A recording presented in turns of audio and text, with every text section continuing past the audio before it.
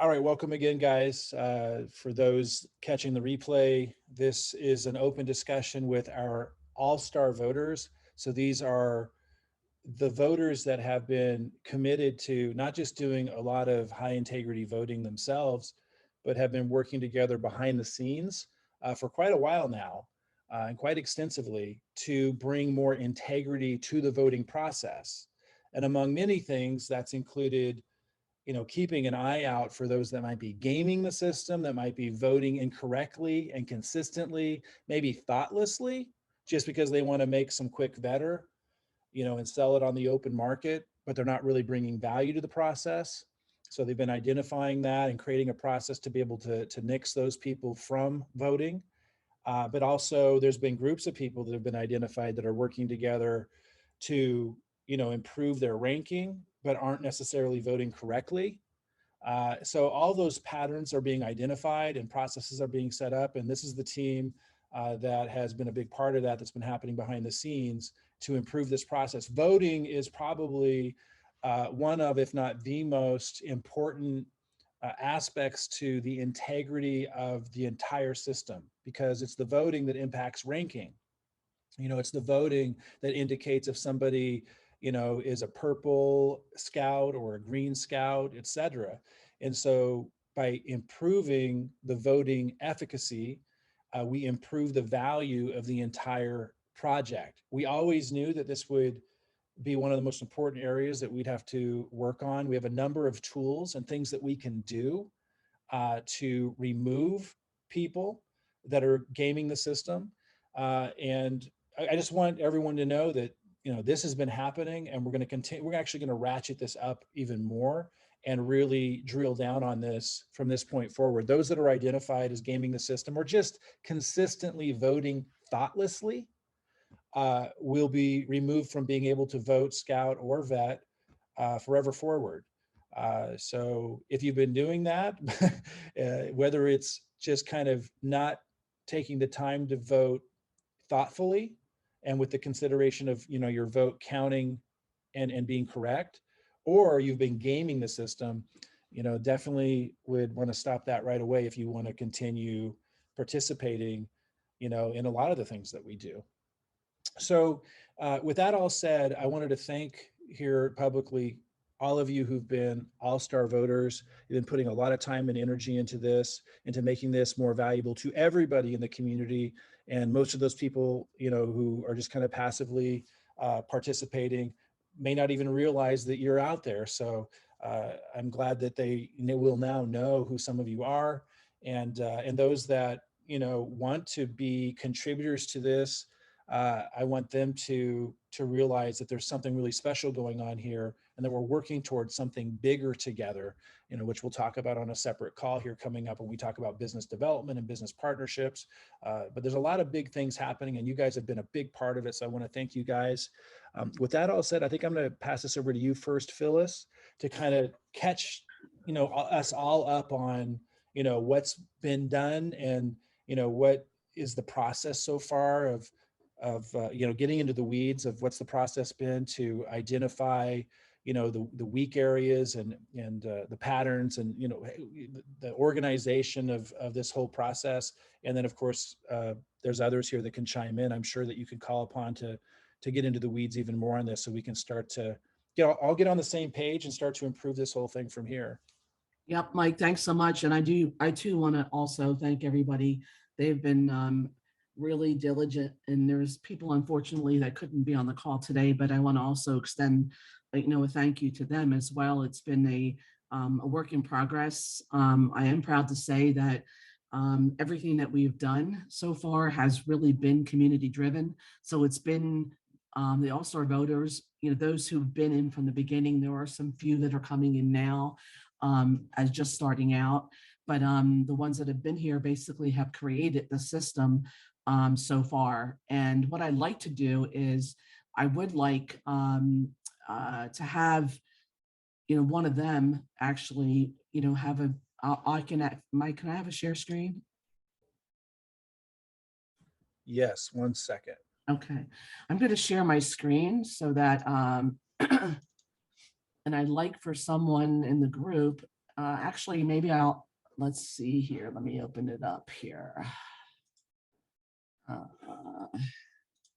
You're seeing my screen, right? Yes. Okay, great. Now I was going to ask if Bobby Joe, I know you created this spreadsheet for us and did a lot of work to it. So if you could, and we can all jump in, and people can also chime in as well, because we've all been a part of it. Maybe you can explain what we have here in front of us, and then we can go into the actual audit progress from January 2022 and kind of show how we have this set up, so how the individuals are actually going through the voting process. Those who've been really involved, how to do this. So I really want you to be the ones recognized for it as well. So Bobby, do you mind doing that?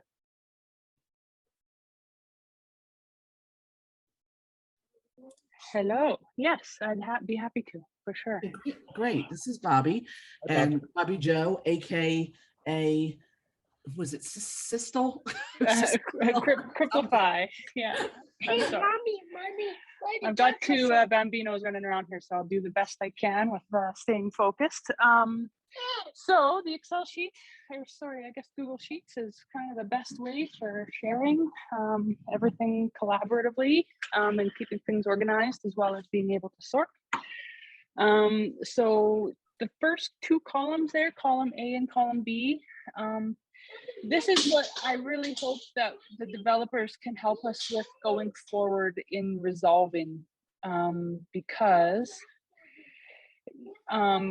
any row here that says the word none means that person literally does not have a username and or an avatar, and there's a lot of them, and they're really adding up. And I think that in order to maintain the integrity of this whole voting system, these guys are anonymous, really, and they can also change their username at any given time and get out of kind of being held accountable. So it's really hard for us to so all we have for now is if there's any duplicate entries, it'll turn red. So all of the duplicates there you see are all red. So that means that they are multiple offenders. So Bobby Joe, if I could just pause real quick there and just have Jeremy interject. Jeremy, Bobby Joe's pointing out that people can change their usernames and stuff, but we track this by wallet address, don't we? We absolutely Possibly, do track it but by wallet address, but I don't think they can see that when there's a username. So we may have to show the wallet address. Maybe That's yeah, because see, that's there's the even issue. some sections there where it says none. There's no wallet address and no username. So no, the ones that say none, there is a wallet address, but there's just not a username. And that is not required. In the system, it's not required to have a username, just so you know. Yeah, it's not like but a mandatory. if you scroll down, Phyllis, We have some that have no username nor a wallet address. Yeah, nothing. There's literally nothing there. Just so people aren't confused listening in, so it is all tracked. So the wallet address is tracked. You guys just aren't seeing it. So we can make that information available to you guys to see the wallet address. I guess what I'm trying to figure out is, do we need a username if we have a wallet address? I feel like we don't. I just wanted to make sure. Well, I think that the username will show up if there is not a wallet address. Is that correct? The username shows up if there is one. Otherwise, it shows the wallet address. Okay, so not true. No, there has been many that have zero. I actually posted a picture of one the other day on the discussion doc. No username, no avatar, no information. Just to clarify, those are usually downvotes, which are anonymous. Correct. A vote on a vote, the downvotes are anonymous. So okay, that's probably exactly what we're dealing with. Yeah. Yeah, they were asked to be removed, but we do have them in the background. So we can come up with some format for you guys to request what is a wallet address for a given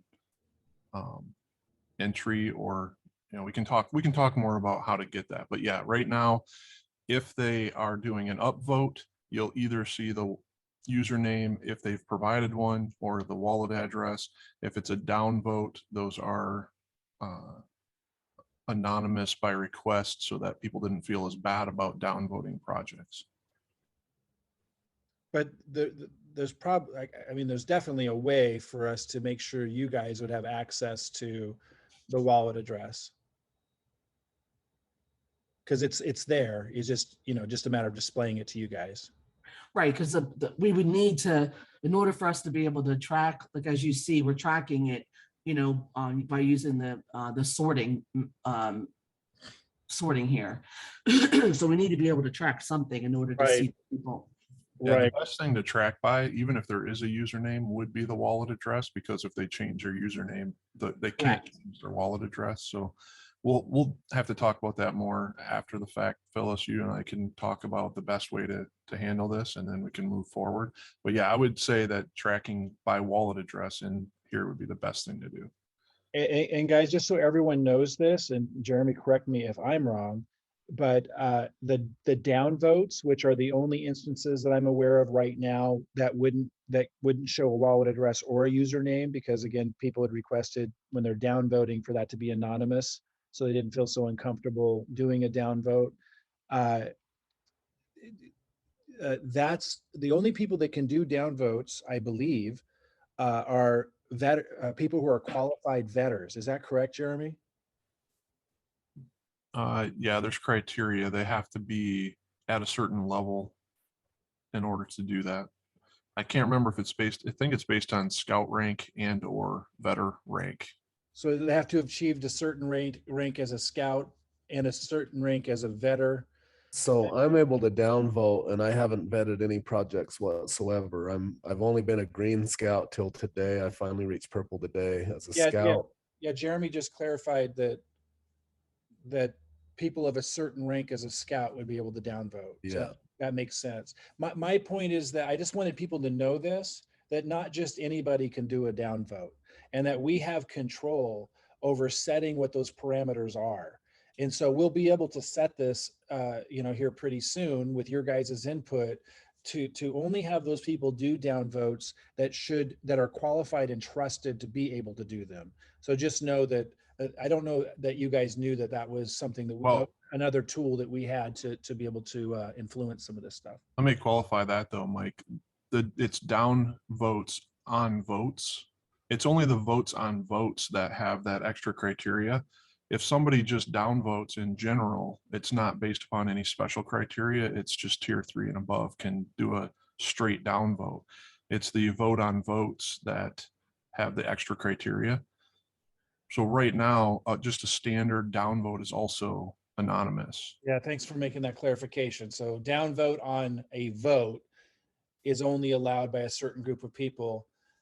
Downvote on a project, anybody can do. Is that right? Tier 3 and above, anybody can do. Okay, and if I understand correctly, because I forgot that we were making things anonymous. Because that does, and just so you guys know, when we get input and ideas, it's always great, but it is so hard to anticipate all the problems that a change will make.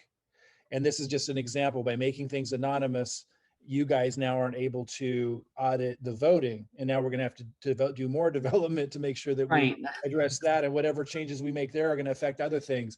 That's why we need to get this to the point here pretty quick where we really don't do any more updates or upgrades, because it spirals. It gets really crazy.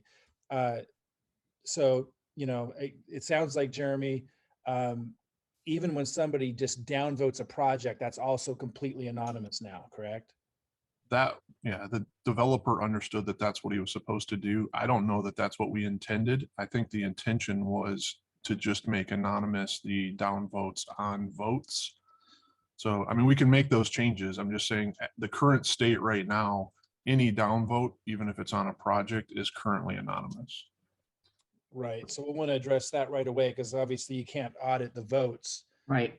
But just so people listening know who are gaming the system, all of this data is available to us, and we are going to audit every vote that's happened in order to see who our good voters are versus our bad voters. And the bad voters will never be able to vote again. Now, if it was just an honest mistake, that's one thing. But if we're seeing a pattern, just know that we will have access to this data. So keep that in mind. Go ahead, Bobby Joe. Sorry to pause there and disrupt your flow, but I just wanted to do a deeper dive on that. And if you don't mind, to do that from time to time, just to make sure that we get into the weeds on some of these things. Go ahead and continue. Absolutely. No, yeah, that totally clears things up. Phyllis, I wonder if it wouldn't be easier if I shared my screen just so I can kind of navigate the Yeah, you know what? bit? That's probably a good idea. Let me just stop and Mike can, if you can give her this, the share screen, that'd be great. Thanks so much. I think she has it automatically, but I'm not sure, as long as nobody's sharing. Yeah. Okay. You guys see that? Yes. Perfect. Okay. So here we go. Yeah, just Yeah, explain what so- we're looking at. Mhm. Yep. So obviously username, avatar initials, project, better platform link to chart, if applicable, audited by, and needs downvoting and any comments. So a lot of auditors right now might not actually be aware that there is this filter view that you can just select this main audit filter. And that's going to basically make the whole spreadsheet so that we can search maybe just by A to Z, sort by color. So any fill color in light red is obviously duplicates. Orange is anything that says none, and then white is just all of them. So it would pull all of that up. What I do like to do when I do have votes available is I'll actually go here and go to the needs downvoting. And then I can see all of the projects that need downvoting. And there's a lot of them, and we're getting outnumbered here as the days go on because there's so many and we only have 5 paid votes per person. So this is the obviously going to grow, but hopefully we can tackle these as time goes on. But you can see just how many there is already. Did you understand what she's saying, guys, on that, Mike and Jeremy? The reason why, you know, we only have a certain amount of votes. So what happens is when you come across something that there has, you know, there's like 10 that are inappropriate, there's still going to be 5 left over that have to be voted on. You're saying that there's more projects that need to be downvoted on than people have The available rights to be able to do, right?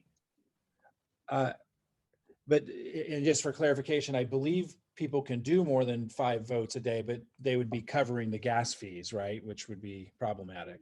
Yes, that's Yeah. exactly right. Yeah, so that's something we could rectify by covering those gas fees.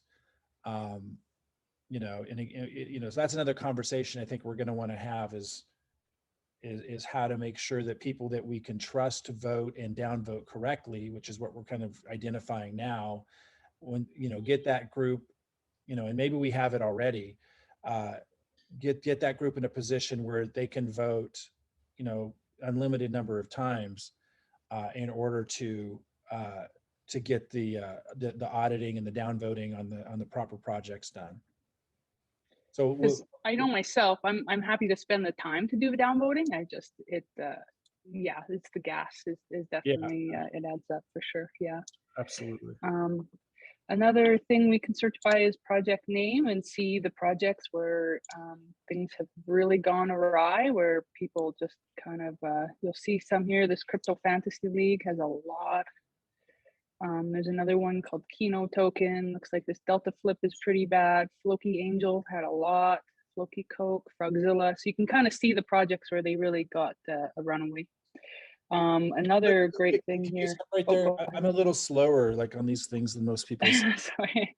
I know you were going over the color coding earlier and that indicated what this meant. Can you remind me of what you were, you know, what that all means? Okay, so if someone goes to make an... Does this mean those are bad projects that were voted on incorrectly? Yes. Yeah. Okay. Mike, the color red, and she has it just stop moving around for a second. The color red on the left-hand side, anything that you see that's grouped in red and they have the same wallet addresses, they're people who have multiple offenses for either the same project, which is the project in the on C, or other projects. Yes, I would recommend, if somebody has that many, Mm-hmm. we get that their wallet address is blocked today. Right, and that's what, we didn't want to do anything. I shouldn't say that. Jeremy, you had indicated the reasons behind it, but yet we just had discussion in another call. So yes, we're going to be able to identify, and as you can see, like OXD5 has got a million of them here. I mean, there's quite a bit of offenders here that we need to actually address right away. No, you're right. I was kind of giving a pause to it, but it was just to make sure that we were verifying. And No, I can see understand. now that you guys are verifying that these really are inappropriate votes. So yeah, I'm perfectly okay with moving forward on that. Perfect. Like, see how many this guy has, just this one wallet address on this many different projects.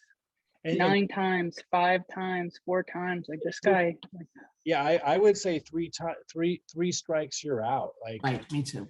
Can I inject on how this about for a 30 second? strikes? Yeah. Yeah, sure, go ahead. The last call that we did, we discussed not auditing vetters, right? So the majority that I'm seeing right now is on the spreadsheet are vetters. So at this point, are we now going into the vetters and voting? Because I haven't even been voting on vetters because it's cost prohibitive. I've only been voting on voters. Right, and you can see like right now, 9 times useful K vetter, right? Like obviously it's wrong. They shouldn't be doing multiples, but up until this point, we weren't doing vetting.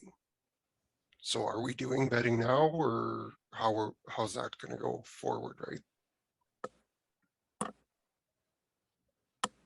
I think To me, if you have someone voting 9 times, 5 times, 6 times on a vetter, they're definitely gaming the system and something has to be done.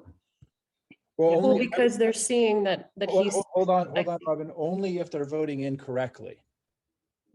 Yeah, and obviously, but the point that was brought up was that we are paying to vote on vetters. It's not profitable. It's cost prohibitive for us to do it. So we decided just to do scouting at the time.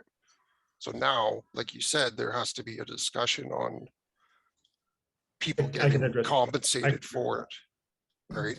Because I don't have a problem doing it, but I do have a problem paying the gas fee and not getting anything out of it. Yeah, we'll address that in a separate call, but absolutely, that's one of the next steps immediately. I think Jesse is he's right in the fact that we kind of opted out of auditing vetted projects because it was it's so wishy-washy. One person can say that a vetted project is not useful and another person can say it is useful. It was really hard to decipher what was right from wrong. However, you see this guy, D4X2, he's voting 9 times on a vetted project. Well, that's not correct no matter which way you look at it. So he's right in the fact that we were ignoring them, but on the other sense, it's good to kind of take a quick peek to see if there's any duplicates. I want to encourage us to say in those sentences to always say if they voted incorrectly 9 times or if they voted correctly and not just assume that they voted incorrectly. Well, let me propose. Hold on, it's red, so I'm slow. So it's red, so I'm assuming that they voted 9 times incorrectly. I need that extra help. Those aren't incorrect. They're just the reason why you know it's incorrect, Mike, is if they voted for the exact same vetter on the same project 9 times, that does the system no good. All it does is give them free vetter. Okay, so we need to stop and talk about this. So, and Phyllis, Robin, myself, and Jeremy talked about this pretty extensively before this call.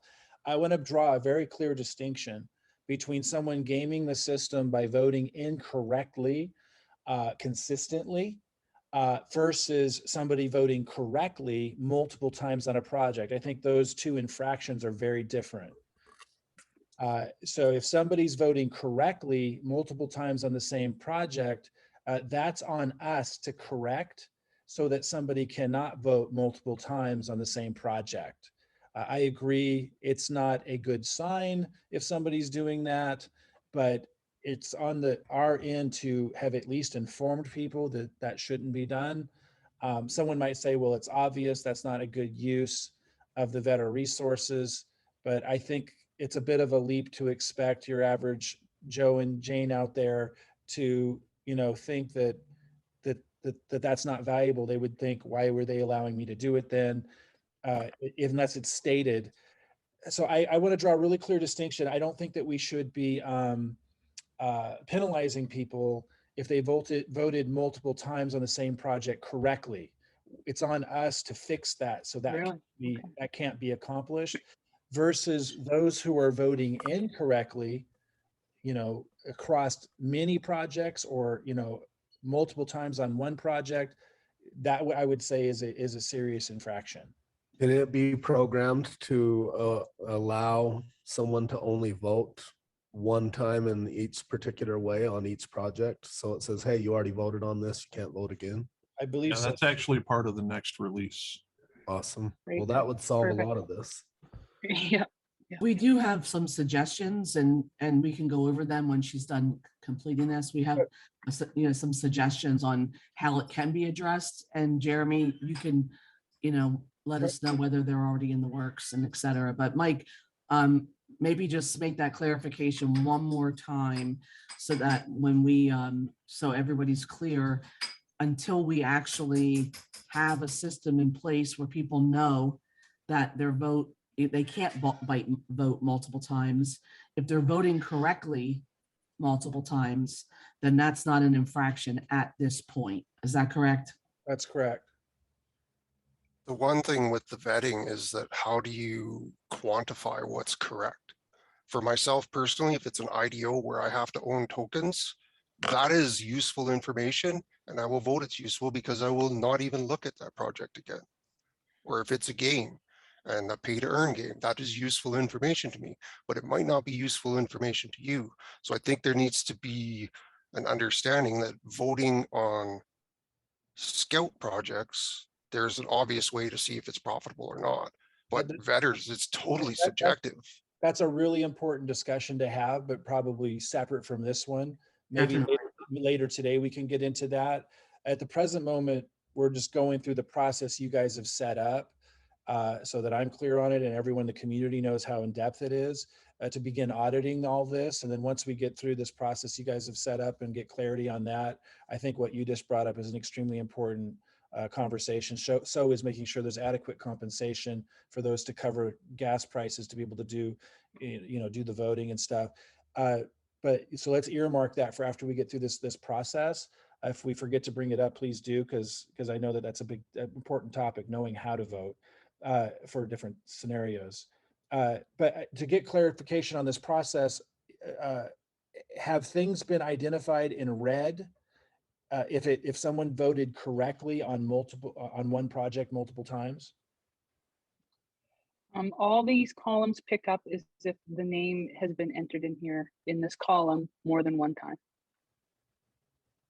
So, Phyllis, I'm going to ask you this question just to make sure I'm super clear, because I'm slower than most on this kind of stuff.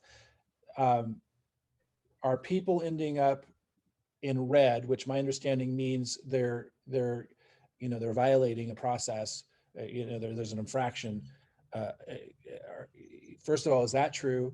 And if that's true, are people ending up in red who are voting correctly multiple times on the same project? I can't distinguish that, because we just had that discussion today about multiple times. So yeah, I believe that we were looking at if they voted multiple times, even if it was correctly, they're on here. So we're going to have to decipher that. Gotcha. Because like I said, we just today we had that discussion, and a part of going forward, with this group, until we have something else in place, we'll know not to do that. But yeah, some of these could be people that just voted multiple times and others that are not. So we have to really look at that. Okay, perfect. And let's go ahead and move forward. I just want to say before we do that, this is exactly the kind of thing that we knew would come up, that we anticipated for. They have all kinds of things built into the database and the dApp to be able to address. And I just want everybody to know that, you know, this is fully expected, anticipated. This is part of the development.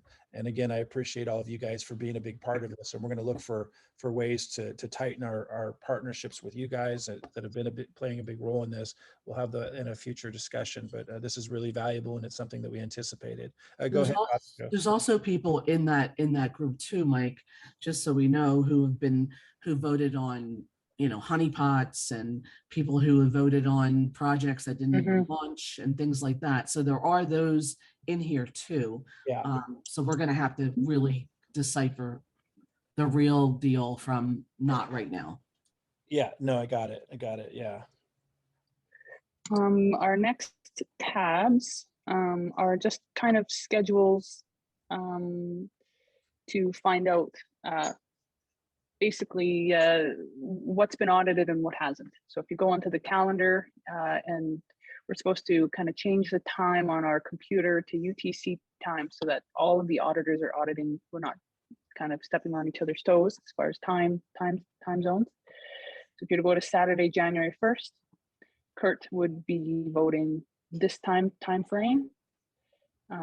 Crypto Contessa would vote this time frame. Kurt would vote this time frame. Sorry, this would be audits. And Phyllis just added these columns here this morning. I'm not quite sure. I'm not ready. Yeah, I wanted to have some discussion about it. So what we were discussing this morning, myself and I think it was Crypto Gal Louise, you know, we on January 1st, you know, or whatever, this was actually, if somebody if there was an infraction on this day, it was probably within a 24-hour period, right? So are we going to have to go back to these other periods? Because how do I explain this? It's a revolving, because there's people now that are actually going back and voting on stuff that's happened last month. So well, that's you know, right now I'm just getting an introduction to the process, which is very extensive, and I'm not surprised that this is extensive. And at the same time, I just want to say again, great job, guys. Like, this is the level of extensiveness that's required. But this is just the beginning of my introduction to this, to be able to with you guys. I think after this, I'm going to, like, you know, meditate in my sleep on all of this, and then we'll meet again, and, you know, I will be able to offer a lot of input and get more of your guys' input to improve this process. My quick answer to what you just brought up, Phyllis, would be, I don't think it needs to be perfectly covering everything at all times, right? We're going to find a pattern. If someone has a pattern, because it's only the consistent violators that are hurting the integrity of the system. No, I agree with you, Mike, on that. I just put this in here because I wanted it to be like a discussion point, you know, within the group. So I agree. I think it's going to come out in the wash. Yeah. You know, we're gonna see it anyway. Yeah. I do think that it's important, Phyllis, just so you know my opinion on it, that we do back check all the other dates, because otherwise, if people know, and if people are watching this video and they think that you're only checking the 24-hour period and not going back a month. That is true. Right. So spot checking, not necessarily thorough checking, is probably relevant, and because there's going to be so much. But I do think it is important to go back to prior days and recheck those other periods myself. Right. That's a good point. So yeah, we probably do need to work it in for that reason alone. Okay. Yeah, very good. This is excellent conversation. Oh, I wanted to just mention something that's going to make a lot of this significantly easier as we progress forward beyond just getting more clarity on everything, is we're going to identify who the good voters are, and it will get to the point where they will be the only ones who can vote. You know, so it's very challenging right now in this early part of the process of sifting through and finding out who were the good voters, who were consistently doing it properly, who were the consistent violators. But it's going to get to the point where not only are we going to blacklist the consistent violators, which makes this get easier, but we're not going to let new people on board very easily at some point. So, you know, only when we need new voters and people would be like on a waiting list. And so it will get to the point where we're going to be able to pay more to the good voters who proved themselves, because there'll be a smaller group of them and we'll be able to trust them. It will take less admin to manage them because they will have already had a proven history track record. And so it's going to get easier and easier is what I'm trying to say.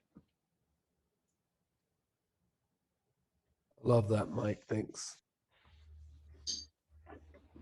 And Yeah, and you guys are doing a really great job too. yeah, It's yeah. really, it's impressive. I'm really excited. I mean, this is like what, you know, the community project is all about, like getting you guys, Exactly. you know, really supporting the vision and upholding it so that it actually can grow and evolve to be even more, you know, than what it is right now. You're absolutely right. And it's really important. And they're all working together. Like Bobby Joe did the spreadsheet. As far as the scheduling is concerned, you know, Louise has been doing the scheduling piece. You know, we had a video done on how to vote, you know, by Kay Vetter. And so it's been a really great process. And she'll continue to go through the spreadsheets with you now. So we just have this discussion suggestion tab here, and it's just kind of all of the cumulative questions that people have had that we kind of want to bring up that we just don't really have answers to, so we need to discuss further. I don't know if Mike, if you just want to read these off, or if you want me to read them off, whatever you like. If everyone is good with the suggestions, starting there, you mean? Yeah. Yeah, so if everyone is good with the suggestions, I can recap what we were doing. We will need everyone's input. So place a check mark as a reaction so we can move forward. So to discuss with Jeremy and Mike, you meaning going over this, correct? Yeah. And then can devs change and prevent accounts from being able to essentially be invisible? Who wrote this, by the way? They think like I do. Myself. It's kind of a group effort. So, but Bobby Joe actually wrote that. I love it. It's very, it's just exactly the way I would write it. Can devs change and prevent accounts from being able to essentially be invisible?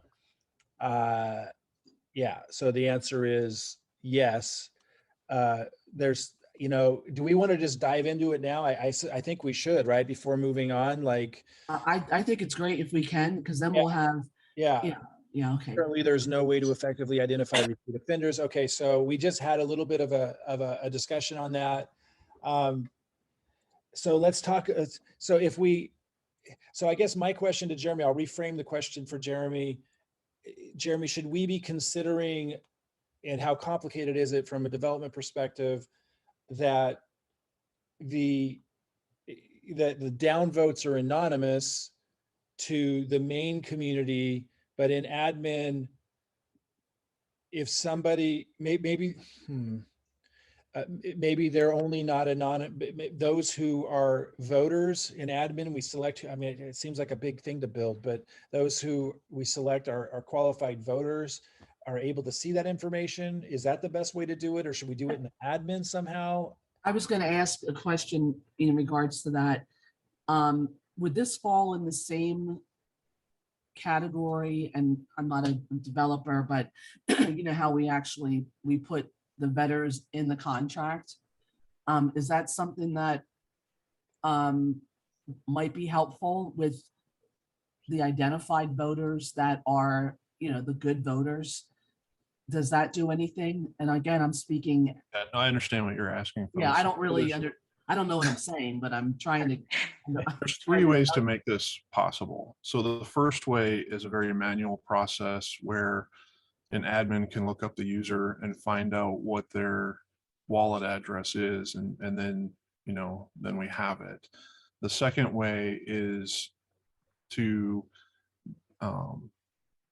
build a process back in the admin tool that does something like this, but then we would have to make a bunch of people admins that don't necessarily need to be admins for anything other than this purpose. The third way is to implement an additional feature like what Phyllis was just mentioning, where we just keep track of who are the all-star voters, and their IDs would have to be listed in the database. It would have to be added to the dApp to allow them to see votes that most people, or voter names that most people can't see, and to show by wallet address, even if they have a username.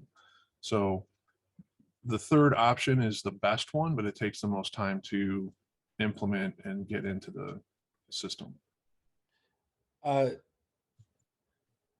So Jeremy, can you say those one more time, or just make sure she's able to write those three options down so we can really, everyone can reflect back on them and we can discuss them?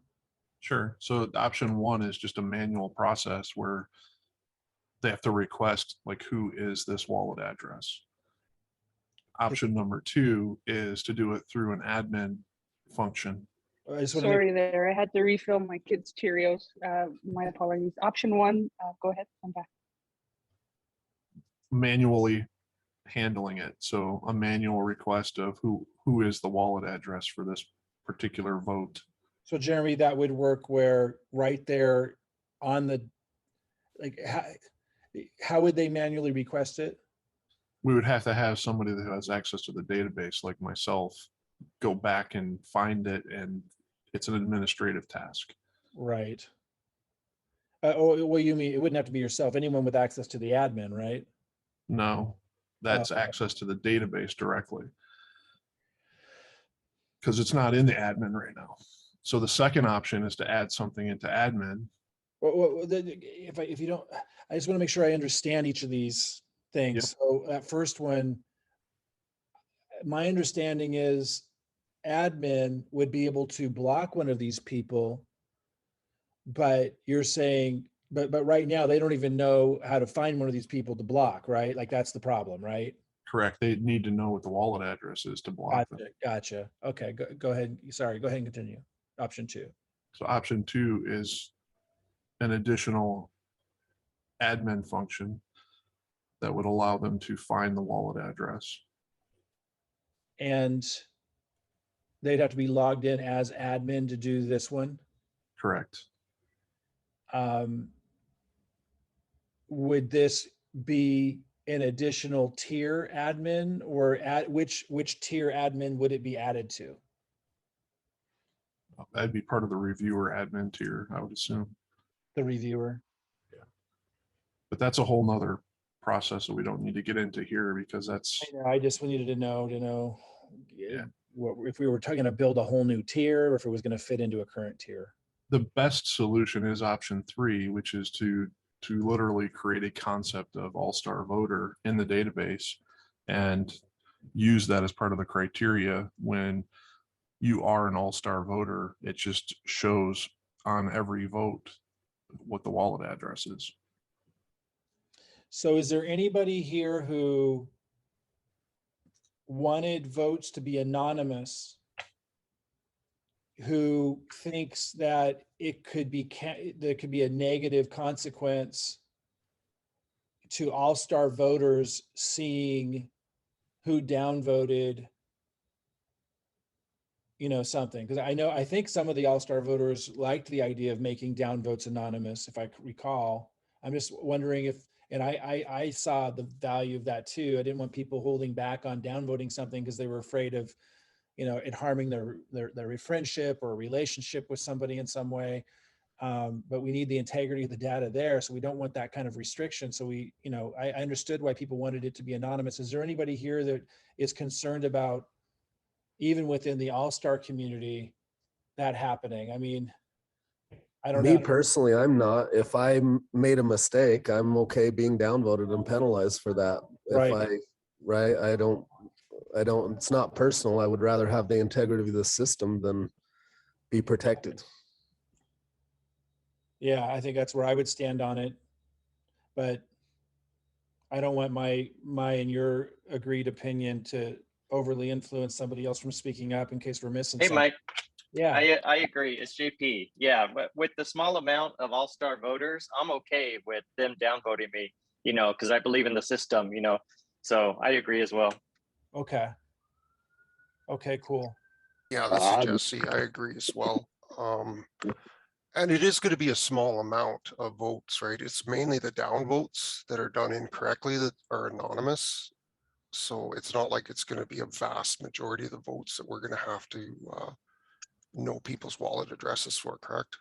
Well, included in it right now, what's anonymous is all downvotes on projects, and there are quite a few downvotes on projects, right? Yeah, but we would only have to look at ones that are considered incorrect. So that would phase out a whole bunch of correct downvotes. So we wouldn't even have to look at those. I guess what I'm saying is, if we do option 3, all of the all-star voters will see, the wallet address and or username, of everybody who downvoted.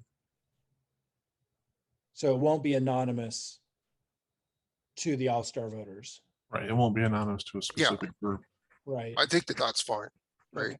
I like the fact that it's anonymous to the general public so that people can't get their feelings hurt, right? Right. And I've double voted on a project before, like just rushing or whatever. People make mistakes and that's fine.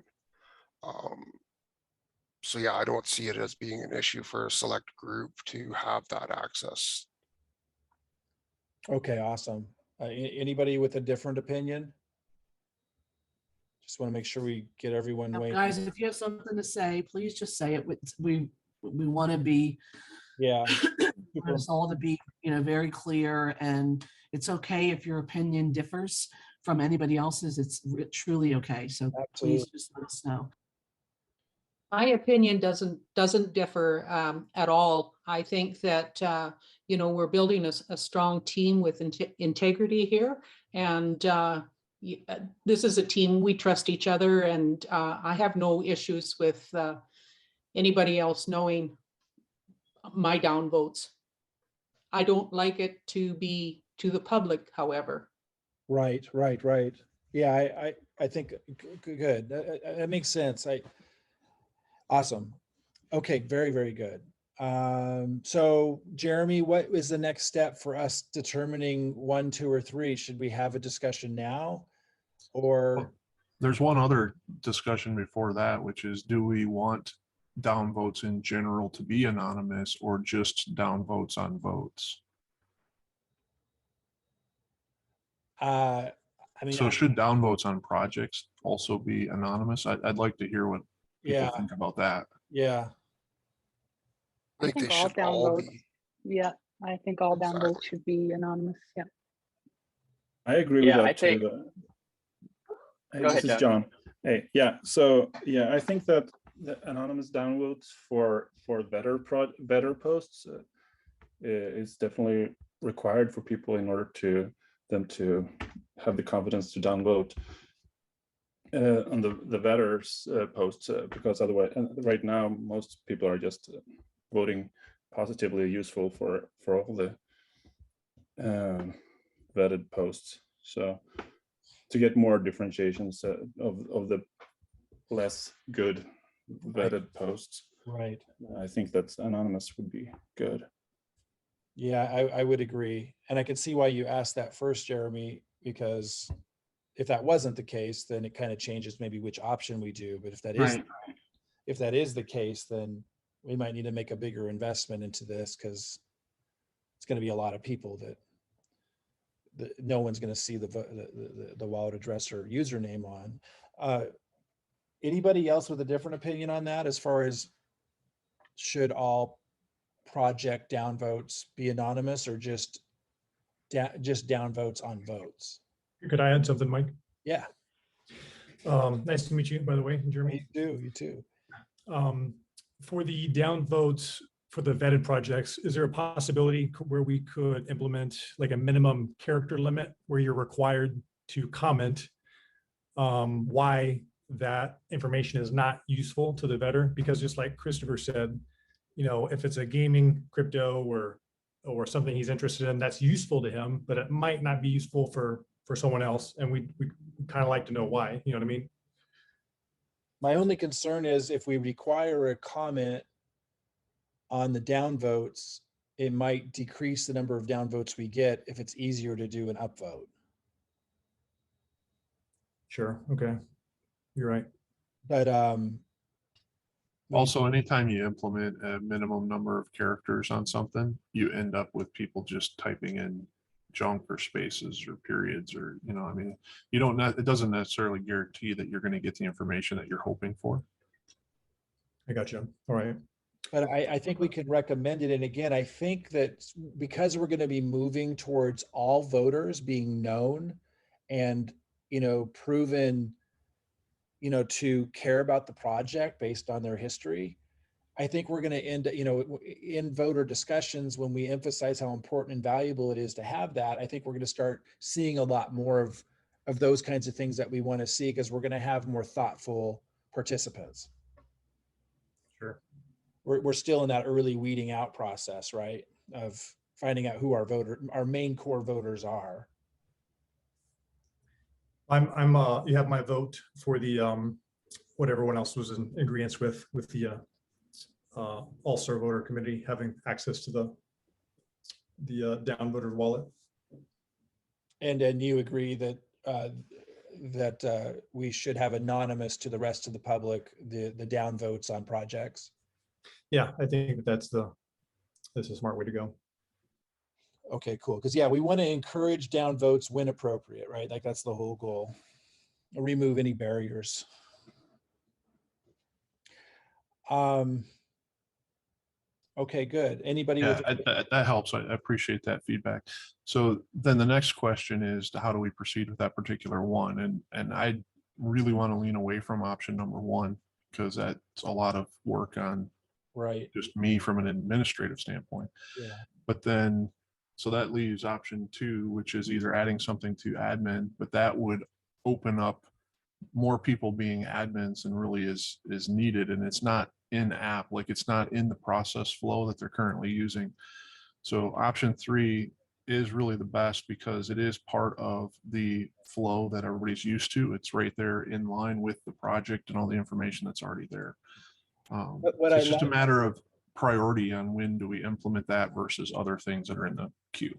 Jeremy, what I like about option three, in addition to this, is it also allows us to, it allows the dApp to know who our all-star voters are, right? Any given time. So if there's additional access that they get to things in the future, or, you know, like NFT badges and all kinds of things we've talked about, that would be easier to implement because we have it in the dApp who those people are. Yeah, absolutely. And that may be the means by which people become all-star voters, is through an NFT, you know, so that's another way to implement that feature. Right. Okay, cool. Very cool. Yeah. So my vote's option three. I know it's the biggest investment. We often end up doing the hardest way, but it's because it brings the most value and it sets us up to do even better things from there. So I think it's worth it. Yeah. And as far as prioritizing this with other things, I know you and I need to have another 8-hour meeting. Yes. going over, we'll probably only get through 10% of it, but going over everything that's on the board to have implemented next. I would probably, I don't know if everybody else realizes it, but there are literally hundreds of cards on the table in development of things that need to be added, fixed, etc. So we just have to figure out when this one gets implemented. Right. Okay, very cool.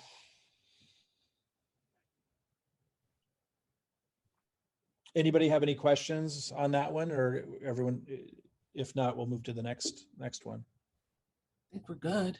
Good to move to the next. Okay, cool. How many do we got here? Let's scroll down. Okay, let's do it.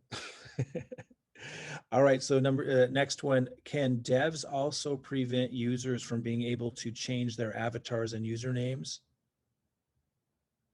From being able to change their avatars and usernames. Okay. So I think this one can go away per se. I don't want to just say that if people feel strongly otherwise, but if we have the ability for you as all stars to see the wallet address, then what their avatar or username is doesn't matter anymore. That's true. That's true. Because we have the wallet address and that's not going to change. Correct. Okay, perfect. Anyone feel differently about that though? Just one thing with that. is that if we've already identified someone, like let's say a scout who's posting incorrectly or whatever, you can go back to that project and you will see their new name. So if we have it in the database already in the Google spreadsheet, and we go back, we could just go back to the project, find their new name, put it in the search, and you can find every project that they've dealt with. So I don't know if that's like a priority to stop people from changing their names, because it's pretty easy to find them. Yeah, there's that, absolutely. And I also just want to point out, I think this is what Jeremy was saying, correct me if I'm wrong, Jeremy, but we could just identify people by wallet address. And you could just skip. I think that's the best fix, yeah. You know, when you do a search and stuff, I don't know. I mean, maybe there are advantages to also keeping track of their username, but if all you had was their wallet address, it would still work. I just wanted to mention that. Just one advantage is when you're actually going through the projects, Right. having a username and initials, you can scan. You know, some of these projects have 100 votes. Yeah. Right. So just the contract address, you're going to miss so many double votes, or, right. You know, that's a good point. Having the name and the initials is really helpful. Yeah, I think you're right. I can see that. There will always be the person who's changing their username so often that you'll never be able to recognize it. And in that case, as long as the wallet address is the main thing we're falling back on to keep track, then we'll catch them too. But well, the other thing to keep in mind too is if you search by their wallet address, it's going to show all projects that wallet address is affiliated with. Therefore, all the projects that they voted on, regardless of what username they used at the time. And all of their old projects will now show up with the new username, not the old username. Because the username is a per wallet. So if they change their username, all the old projects are now using that new username, but they can't change the wallet address. So from a spreadsheet standpoint, you definitely want to track it by the wallet address. And then when you do your search, you can look for that wallet address and see if they've had any additional offenses since the prior ones, regardless of whatever their username was or they changed it to. Jeremy, how challenging would it be to let people only change their username once? Because I don't see a reason why someone would, unless they're trying to, you know, do weird things. I don't know why they would change their username many times. I mean, it's a good question. People do it constantly in Discord channels and other places. I mean, people, it's like a personal thing to people that, you know, they might want to adjust their name to be based upon some new thing that they're excited about or whatever. So usually it's a good thing to allow it. But some people change that like they change hats or clothes. So there's also the issue with lost passwords too, where you reset everything and then you can put in a new name too, right? For the dApp, I mean. You can do a new name anytime, regardless of passcode. No, but if you lost your passcode, so you decided to redo your passcode, is the name still part of your wallet address, or do you have to enter a new, like edit your profile again after you put in a new passcode? Yep, I understand the question. It is associated with the wallet address. You do not have to change it if you change your passcode. It will still keep the old username, even if they have to reset their passcode. Yeah, for sure. So if that's the case, and before we move on, I just wonder, since one of the main points of this whole system is for people to develop a reputation here and have that be attached to ranking and have that be attached, you know, to their ability to build a following and for people to see their history, do we maybe not want to allow people to change their usernames here, since that is a much more important part of the system than, you know, like other social sites? Yeah, I think somebody who's building a following definitely would not change their name, but that doesn't necessarily mean that people who don't care about a following shouldn't be able to. That's just my opinion. I mean, other people can voice theirs, but I'm just, you know, I totally understand that point of view. I just want to, I don't know that I have a full grasp of the costs involved with allowing people to change their name. Somebody spoke up a bit ago, you know, mentioning that there are advantages to when people are auditing voting, there are advantages to being able to identify through recognition a username and spotting repeat offenders. I'm having a hard time quantifying. So I'll give you my technical reason why I'm pushing back on this one. If you, as soon as you put in a rule that says somebody can only change it once or whatever the case may be, then if they mistype it and hit enter, or they're, they partially are through it, or whatever the case may be, there's going to be administrative questions about people that are like, oh, I'm missing the X on my name, whatever, we need to change it. So I understand. Right. Yeah, I understand. I'm just wondering if we should just pause for like a minute and try our best to quantify a comparison between the pros and cons of allowing people to change it versus not changing it, or should we just move on and say people can change it? I'm open for either. I have one thing I'd like to bring up on that. And it seems like if we get to the point where the voters have access to the wallet addresses, people being able to change their names or not is totally redundant. Because we're looking for people who are gaming the system. They're doing it incorrectly or for whatever reason. Like the rest of the group that's doing correct, they could change their name all they want. It won't affect us because we're not looking at them. So it's kind of redundant to put in something that says you can only put in a name twice or once or whatever. If you're going to spend the time to give us access to their wallet address, regardless of what's on the screen. I agree. Yeah, I agree with that also. It seems like a waste of time to do that if you're going to do the other route.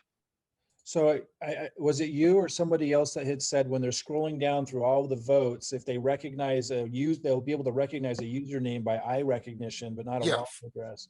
Even if they change the name, right? You're basically trained from a child to recognize words that repeat, right? So it doesn't matter if they change their name or not down the road, because we're going to be able to access their wallet address anyway. So if we're scrolling down and we see crypto 100x.5 twice, we're going to stop and go, okay, what's this? Right? And then we have access to their wallet. So the fact that they can change their name every single day isn't going to affect our ability to correct their voting. I'll just say this another way, and then if we're going to move on, we'll move on. I think it was you who had said when you're scrolling down and looking, if you know that if you know that somebody with the username, Frogger is on the suspect list, but hasn't been fully identified yet as somebody worth blocking their wallet address, like it's uncertain still or it's in process. But you know that if they've been coming up as an issue, they're on the sheet, and you see Frogger, you're going to stop immediately and look more closely at that. If they change their name to something else like Pac-Man, your eye is not going to catch that. You're going to, now what you're relying on is checking auditing each and every vote, which maybe we're going to do anyway, but I think it was you that had a valid point that if Frogger is on the suspect list and you see Frogger in the voter list, you're going to catch that much more quickly.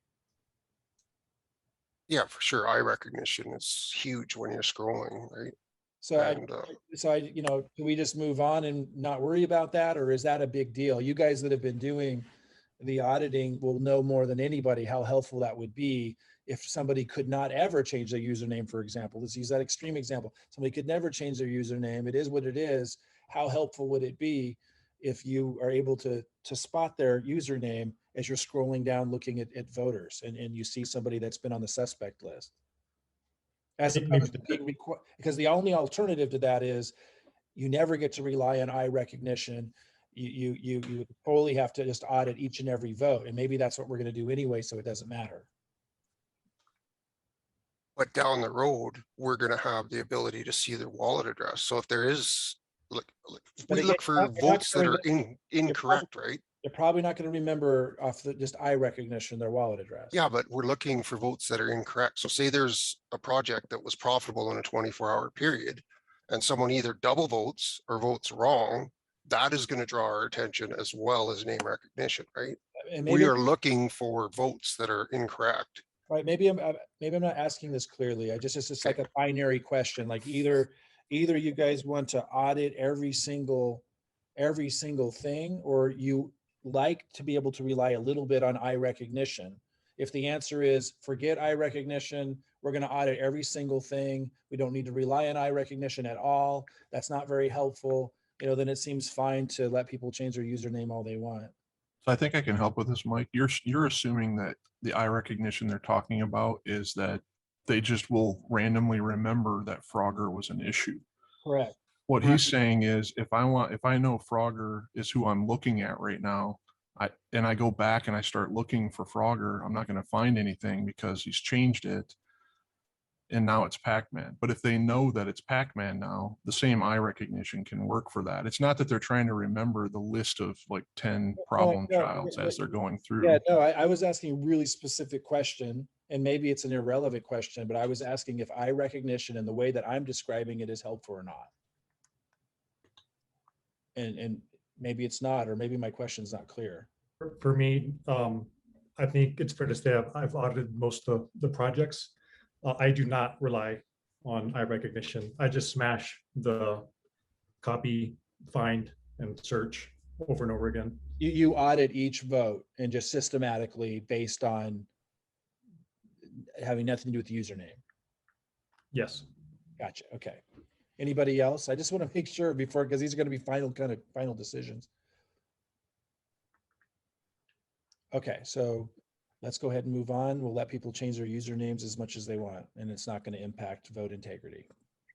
One super quick question I had, sorry to step in, is so when we type a name into the search bar, into the search bar, does that populate every project that person has voted on?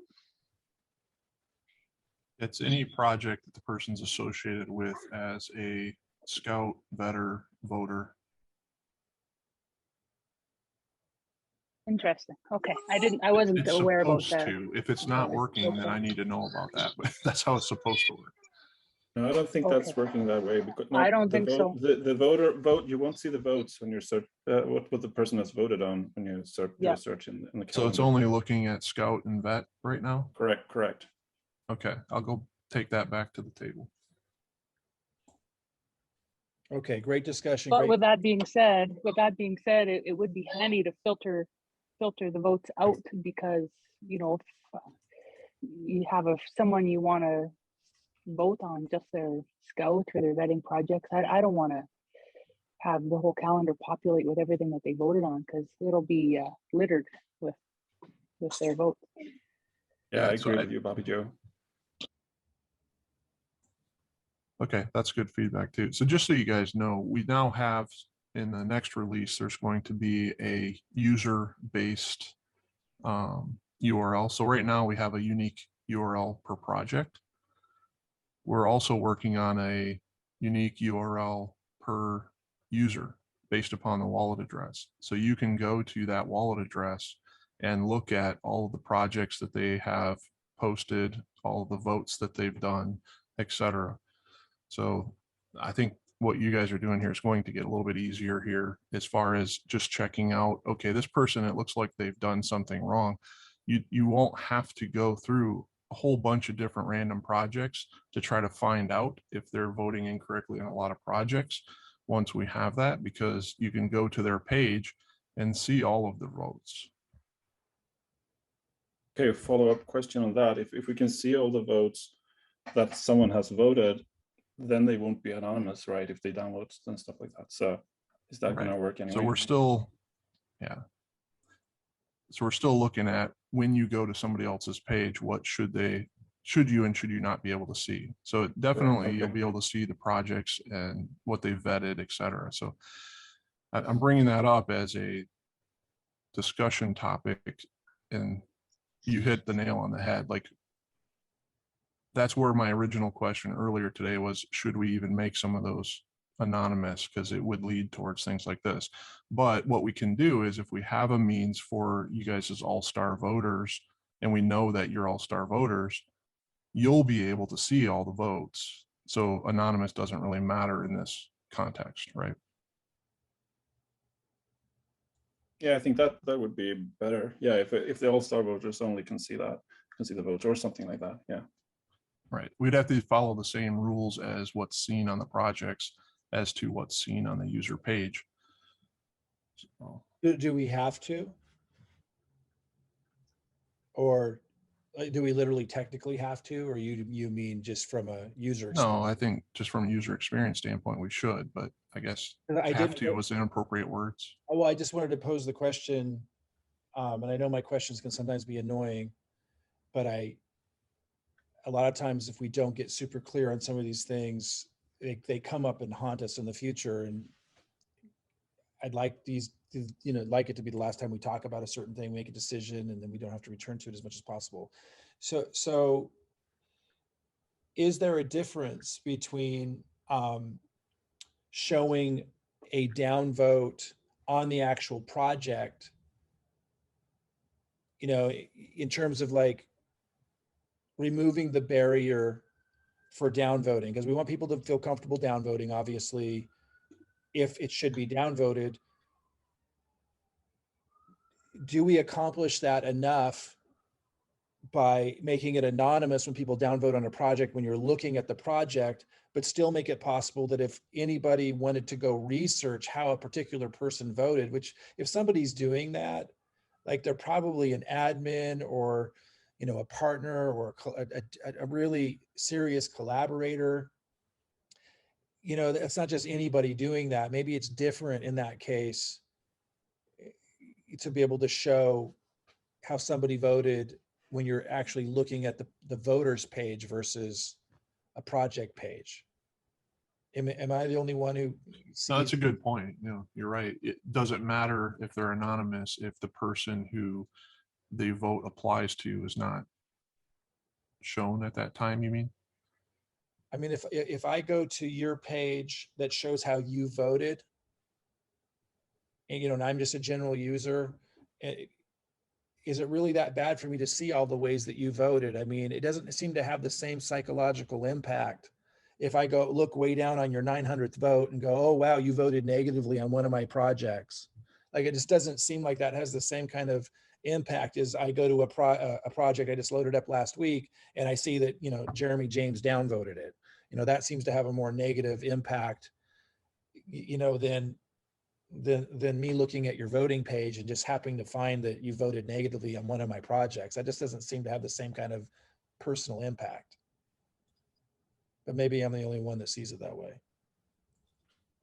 Well, that's true, but do everyone needs to see how everyone has voted, or is that necessary, or just for the all-stars voters maybe, or for a limited group? I don't know. Just for the all-star voters, I think. It would be nice if we see a bad actor on one project and we see him, we can click on his username or search by them and check out all of their votes on how it would be actually save us a lot of time to see who the real bad actors are. So to delve into the answer to that question, I'd like to return to Jeremy when we were first creating this system, and it was proposed that people, and we were excited about the extra investing the time into developing the additional feature of having a page where everybody could see how everybody voted. Let me just pose the question to you. Why did we think that was valuable to provide? Was it just like maybe just a shiny object that we just got excited about because it displayed integrity of data, but maybe it had no real benefit and we just didn't think about it very much? You're asking me specifically? Well, yeah, I'm trying to remember when we were discussing investing into developing a page that would show transparently everybody's vote. Do you remember? Because I'm having a hard time remembering. The main point of it was for the projects. So what have they scouted or assumed, and what have they vetted, and having that unique URL that they could apply to, say, their YouTube page, so that they could say, hey, come check out the projects that I'm scouting or I'm vetting. So the original intent of the page was for sharing a direct link into our system, which helps for marketing and all kinds of other purposes as well. Another link back to the Vetter platform is good for all investors. But there was a lot of discussion on providing documentation of how somebody voted, their voting history. Right. So one aspect of it was for the person themselves to be able to see their votes and how it affected their own voting score. Right. So it's sort of the accounting, you know, That's right. what votes did I have that people downvoted on, and therefore that affected my voting score, and how many votes did I do, and therefore how did it affect my voting score. So it was really meant for that person themselves to be able to see all of their votes that they've received. That's and right. all of the votes that they have personally voted.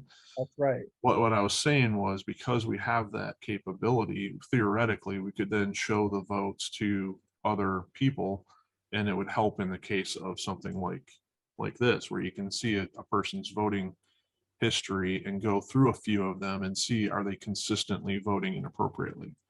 But So- we're kind of arriving at the conclusion that if we allow the person who did the voting to see their own voting, and if we allow all-star voters to see their voting, it's not really necessary for anyone else to see their voting. Right, we don't have to make that open to everybody other than that person themselves and all-star voters. I just wanted to point out that on that page, it probably would be confusing just to show all of their up votes. So in that case, I don't think we should show any of their votes to anybody, not just their down votes, right? It just wouldn't make sense to go to that page and see all of their up votes. Other than it shows like what projects they were interested in theoretically. It could be confusing too. Like, But it could be confusing, yeah. so this person's only upvoting is what a new person looking at that's going to think. Right.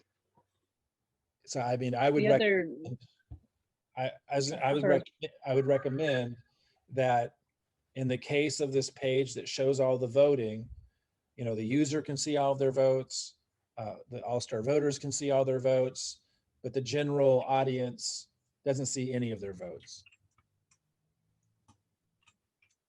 I think I would agree with that. Otherwise, we're going to get That will be good. we're going to get questions and comments. This is stupid. You guys only upvote things. And that's going to, you know, then we have to have these long conversations. No, that's because it's hilarious. There's so many nuances to the system, and new people coming in, when they see a little piece of it, you know, it leads them to conclusions that they then project and can hurt us in our marketing and slow us all down in the Telegram groups, having to address all these questions. So yeah, I think that would be important not to show.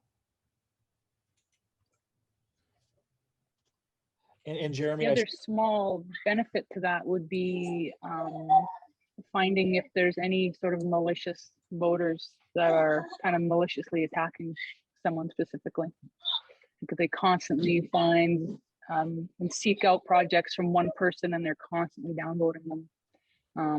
You know, this could reduce that, hopefully. Which has happened, right? Yes.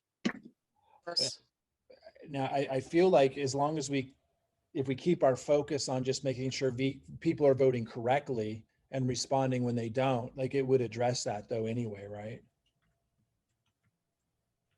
Because if somebody's downvoting somebody correctly, I don't know that that's something we'd want to address, even if they do seem to have a personal vendetta.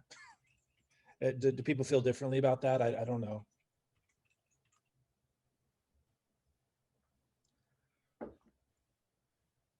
Guys, you want to speak up? Because I know a couple people had issues. I specifically had issues where the one day I had 27 downvotes, and they all went back to like 30-day projects. And Phyllis said, well, put them on the spreadsheet. However, those votes were valid, but I do feel that I was targeted because it was all done within a matter of, you know, a few hours. So I'd love to get people's input on this, but if people are voting correctly, I feel like that makes the system better, doesn't it? That's kind of what we had said, you know, that I mean, that's one of the questions I asked Louise. Said, well, they were voting correctly, even though, you know, they were kind of, you know, they were attacking her, but they were voting correctly. So I'm not sure if everybody knows this or not, but if you get a bunch of downvotes on one of your projects, it doesn't impact your score on all of those votes. It caps. Does everybody know that? Or does anyone want clarification on that? Yeah, it caps at 5, right? Can you clarify? All votes, vote effects are capped at ±5 points, period. You can have 1,000 downvotes and the maximum you're going to get is -5 points against your actual score. Jeremy, is there something to do with weighting on that? Like 24 hours is 1.7 days, 2.3. Yeah, absolutely. So Crypto Gal or Louise would have got 5 30-day votes. That would have been 16 points total, or? A 30-day vote is 3 points, so 5 of them would have been 15, but still there's only a total of -5 effective. And is that total 5, that number 5, is that cumulative between all time frames? Yes, it's per project, not per time frame. So it's not 5 per time frame. Gotcha. Okay. You know, and for those that maybe, because we might not want to go into the full like details of the comprehensive aspects of the full pointing system for everyone to follow that. We have, you know, previous webinars, we went into that for those interested, but I just wanted you to know that just because a whole bunch of people downvote you on a 30-day time frame, that there's a limit to how much that can negatively impact your score. So it's like we've set it up so there needs to be a repeated pattern from somebody of being downvoted over and over and over again across projects, you know, for it to have a detrimental impact. And same thing positively, like, you know, it's about the pattern and the consistency. So I personally feel if somebody's voting correctly and 100 people swoop in and vote and downvote something and it was a correct downvote, I don't see that as necessarily a bad thing. And it's not going to like have this disproportionate impact, negative impact on you unless it were to happen again and again and again. Right. And we are tracking the actual impact score as well as the total. So we want it so that you can actually see what the total votes were and you know, had it not been capped, what would the total impact have been? So that's part of what's being built right now in the system. But yeah, it is true that you would have to have multiple projects that were downvoted in order to actually, you know, have a massive effect on your score. And it's also true that so the weighting of the overall category is 4 points. So having some people come in and A, correct any inappropriate votes, or B, you know, adding votes to a different category can help offset the negative impact if it's appropriate, right? So it has to be appropriate. So in other words, if somebody had if 100 people swooped in and downvoted you on a 30-day time frame, but your project and that was correct for them to do, you still have something you can do. If your project was successful in a 24-hour time frame and a 7-day time frame, you could, you know, and you've built a good reputation in the community, you could encourage people to swoop in and upvote the 7-day time frame and the 24-hour time frame, if that's a correct vote, and help offset that negative 30-day time frame. Now, what that would end up doing is your overall score, which has to do with your compensation and the main ranking score, would then be balanced out and wouldn't necessarily be negative in total because your project was successful on a 24-hour frame and a 7-day frame. However, with the intuitive oracle, when somebody's looking at show me the projects that are successful in a 30-day time frame, you know, that you might not come up as high of a score in that particular search, but your overall score, correct me if I'm wrong, Jeremy, but still could be net positive if you had a successful project in a 24-hour time frame and a 7-day time frame and an all-time time frame, even if your 30-day time frame was negative. Yeah, that's correct. So we thought about it a lot, and it's really you know, as long as we're catching the patterns and we're removing the people that are consistently voting incorrectly or gaming the system, as long as we do that, the rest will take care of itself. And if a large group of people swoop in and correctly vote negatively on you, it's not going to have this detrimental impact because there's a lot of balancing going on. And like I said, if your project was successful in a 24-hour and 7-day time frame, you could encourage your following to come in and vote that way to compensate for your overall ranking, which is what affects your pay and your main ranking score. Let's go ahead and move on, guys. There's so many things we can get into to give. I have a question. Yeah, go ahead. I have a question for Jeremy. Is it possible for a scout somehow to manipulate the system so that they don't get a vote? If the project is launched, but there's no vote tab on that particular project, how does that work? So you have to distinguish between a project is launched as in the real world or a project is launched within our system. It was launched on PooCoin. Yeah, so our system has no idea that it was launched on PooCoin. Okay. It has to be launched in our system. Once it's launched in our system, the vote button is there. And there are a number of people who can affect that. Anybody who's vetted the project, people that are at a high enough rank in different categories have the ability to go in and launch it. So there's ways to get that project launched. The one scenario that people can avoid getting voted on is if nobody has vetted the project, they have the ability to archive it and get it out of there before somebody votes on it. But as long as somebody has vetted it, even if it's a unranked vetting that just is there to add some notes to it, which costs vetters nothing to do it, you only have to do gas and get paid for actual ranked vettings. So anybody can come in and unranked vet a project and prevent it from being archived, and they are then also able to launch it so that everybody can vote on it. So okay, thank you.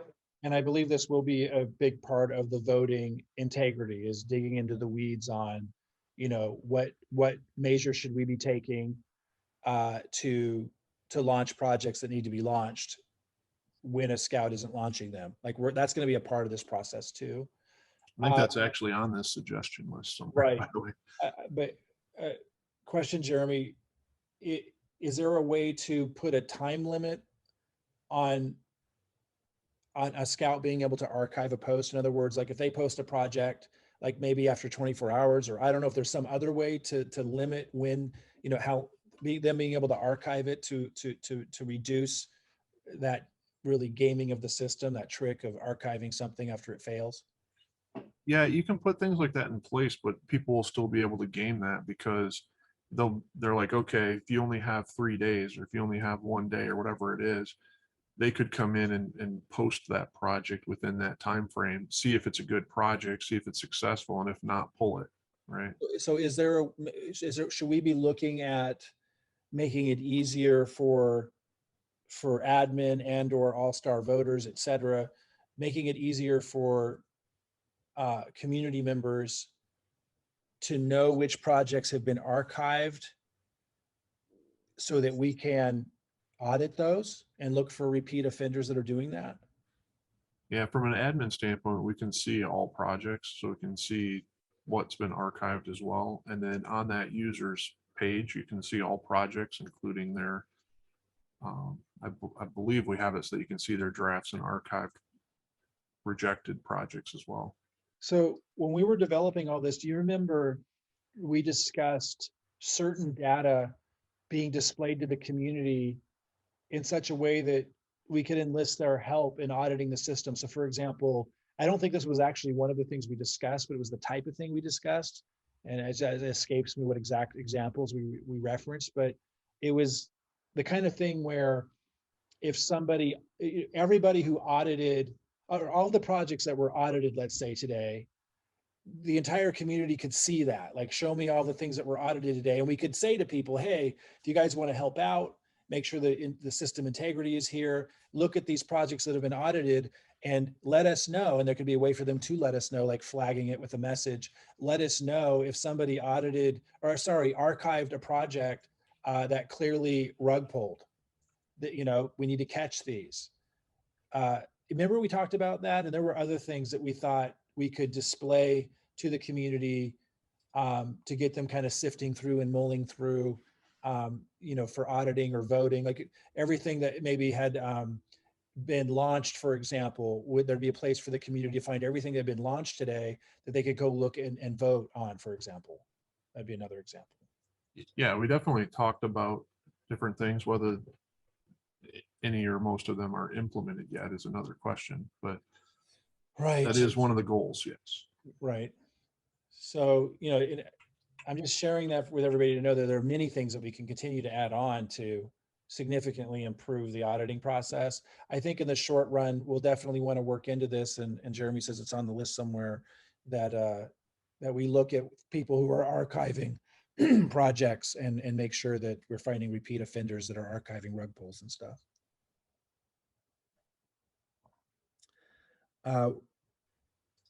What is considered an excessive offenses, blacklist wallets?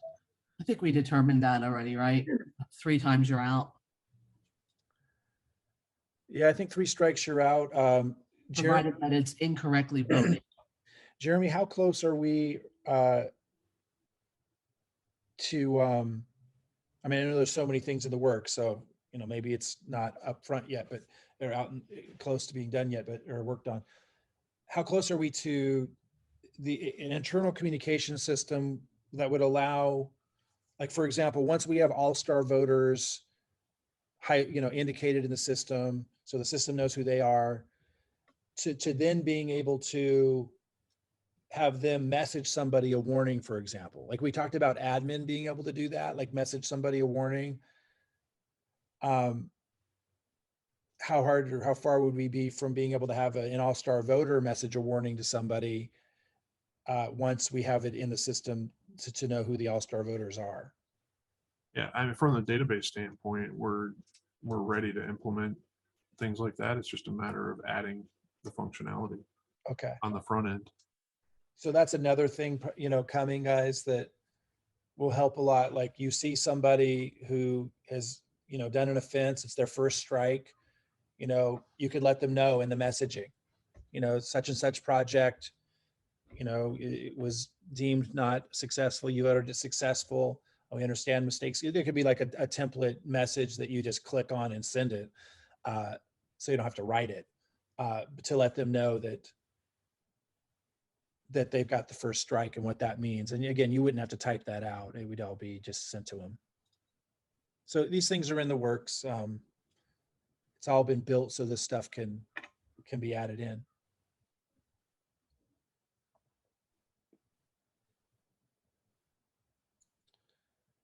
I have specific scenarios that I want to get you guys' opinion on. There's a group of people that are posting projects within a day or two that have already launched, that are successful projects. They're backdating the launch dates and they're getting to purple rank within 9 posts. And this is documented. Scouts. This is documented in some way where, let's say we blacklisted them and they later said, no, that didn't happen. We could send them something showing them it did. All you got to do is put their name in and look at their look at December. Okay, and just a sec. I'll you have access to the all-star voter, right? With we would know, Mike, from the back end. We have in the database when the project was actually created. Okay, so if somebody contested it, we could prove it. Prove it, yes. Okay, I just wanted to make sure. We don't need to do that now. And then my next question is, I just want to set up a process here so it's easy for decisions to be made on these things. So if that's the case, then the only before we get too far, I just want to say that I tried duplicating that scenario in our development environment, and I believe that it is fixed, and nobody's able to backdate projects anymore. But those, I can attest to that. Was You that cannot done? when was that changed? It's not implemented in production yet. You won't see that change. I'm saying in our development environment, I believe that when the next release comes out, that won't be possible anymore. Okay, so in the meantime, I think there's 5 people that are doing it, and it's a coordinated effort.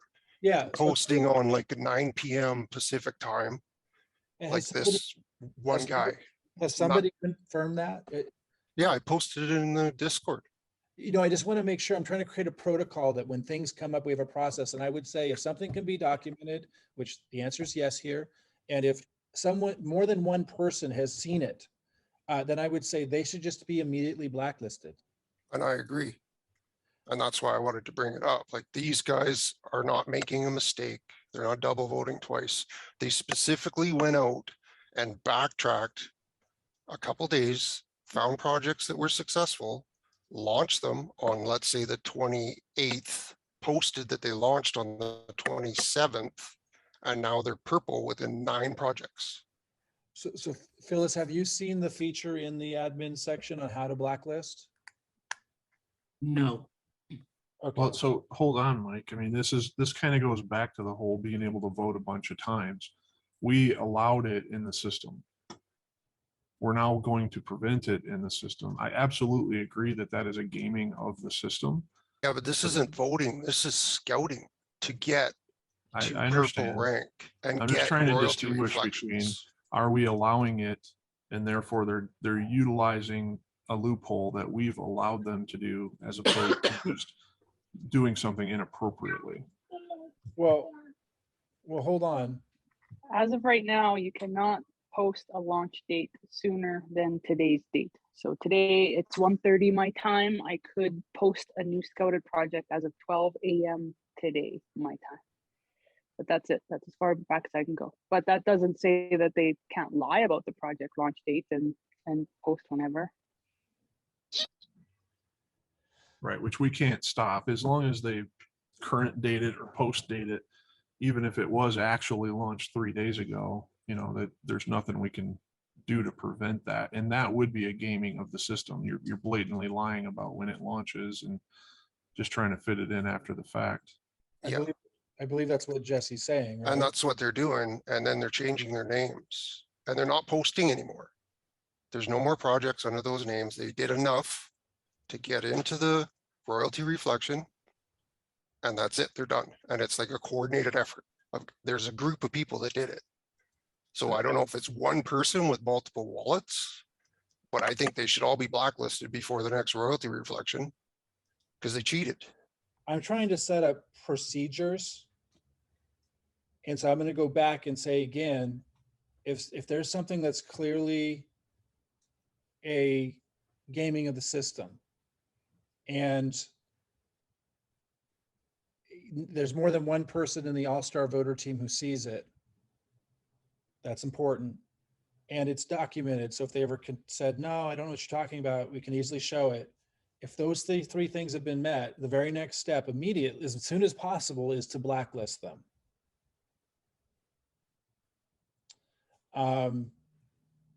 We're going to, you know, that's number one. I feel like that's the more important thing for us to address, is the process, the procedures, so that these things can be addressed faster. We need to catch these sooner before they qualify for royalty reflections. And so that's why these procedures and identifying these procedures are so important, and for us to develop a really fast process for identifying who they are. And it sounds like these were identified quite a while ago and probably could have been removed before they, I mean, I don't know that, but obviously the sooner the better. And so I just want to make sure that we have that discussion on the procedure. If it's identified that someone's gaming the system, if more than 2 voters, all-star voters, have seen that, and if it can be documented, then there's no hesitancy whatsoever. They just get blacklisted as soon as possible. You know, start with these guys, but you know, that makes the procedure really simple. I just want to underscore that just because somebody's voting multiple times on a project up until now, that's not gaming the system. If someone's voting incorrectly multiple times, that would be gaming the system. And again, we're correcting that so people can't vote multiple times. But if somebody's changing the date and these kinds of things are clear, you know, clearly a gaming the system process. Right, that would be an inappropriate use example. Yeah, we do need to try to catch this stuff early. Is there a way to stop in the acceptance process when you post people from backdating the launch date? Because these guys are doing it in 2 days. If you don't catch it in 2 days, they're already purple. It's done. Do you get what I mean? The whole point of gaming it is to try to launch a project that they already know is successful, therefore they can get some good votes. Exactly. Like I'm looking at one now, Binary Cat. They posted it on the 12th, 28th, or December 28th, right? But they put the launch date as Monday the 27th.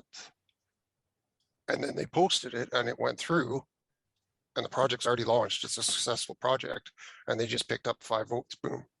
Right. And the point is right now, you can't backdate to a prior day. So back then you could say on the 28th, you could backdate it to the 27th. Okay, because there's Right some that now are you can like, only backdate by a number of hours. So it is based on their local time, right? So they can put in today's date. And if for them, today's date is the 27th, then they're not technically backdating. It looks like the 27th to you because you're looking at your local time on the system. I get that. But when you look at the chart, it had already launched for like 2 days. Okay. That's what I'm saying. Like they are taking projects that have launched days ago. They're putting it in on a certain date. They're backdating it 1 day and then they're launching it. Didn't Jeremy just say that? I mean, I might have missed it.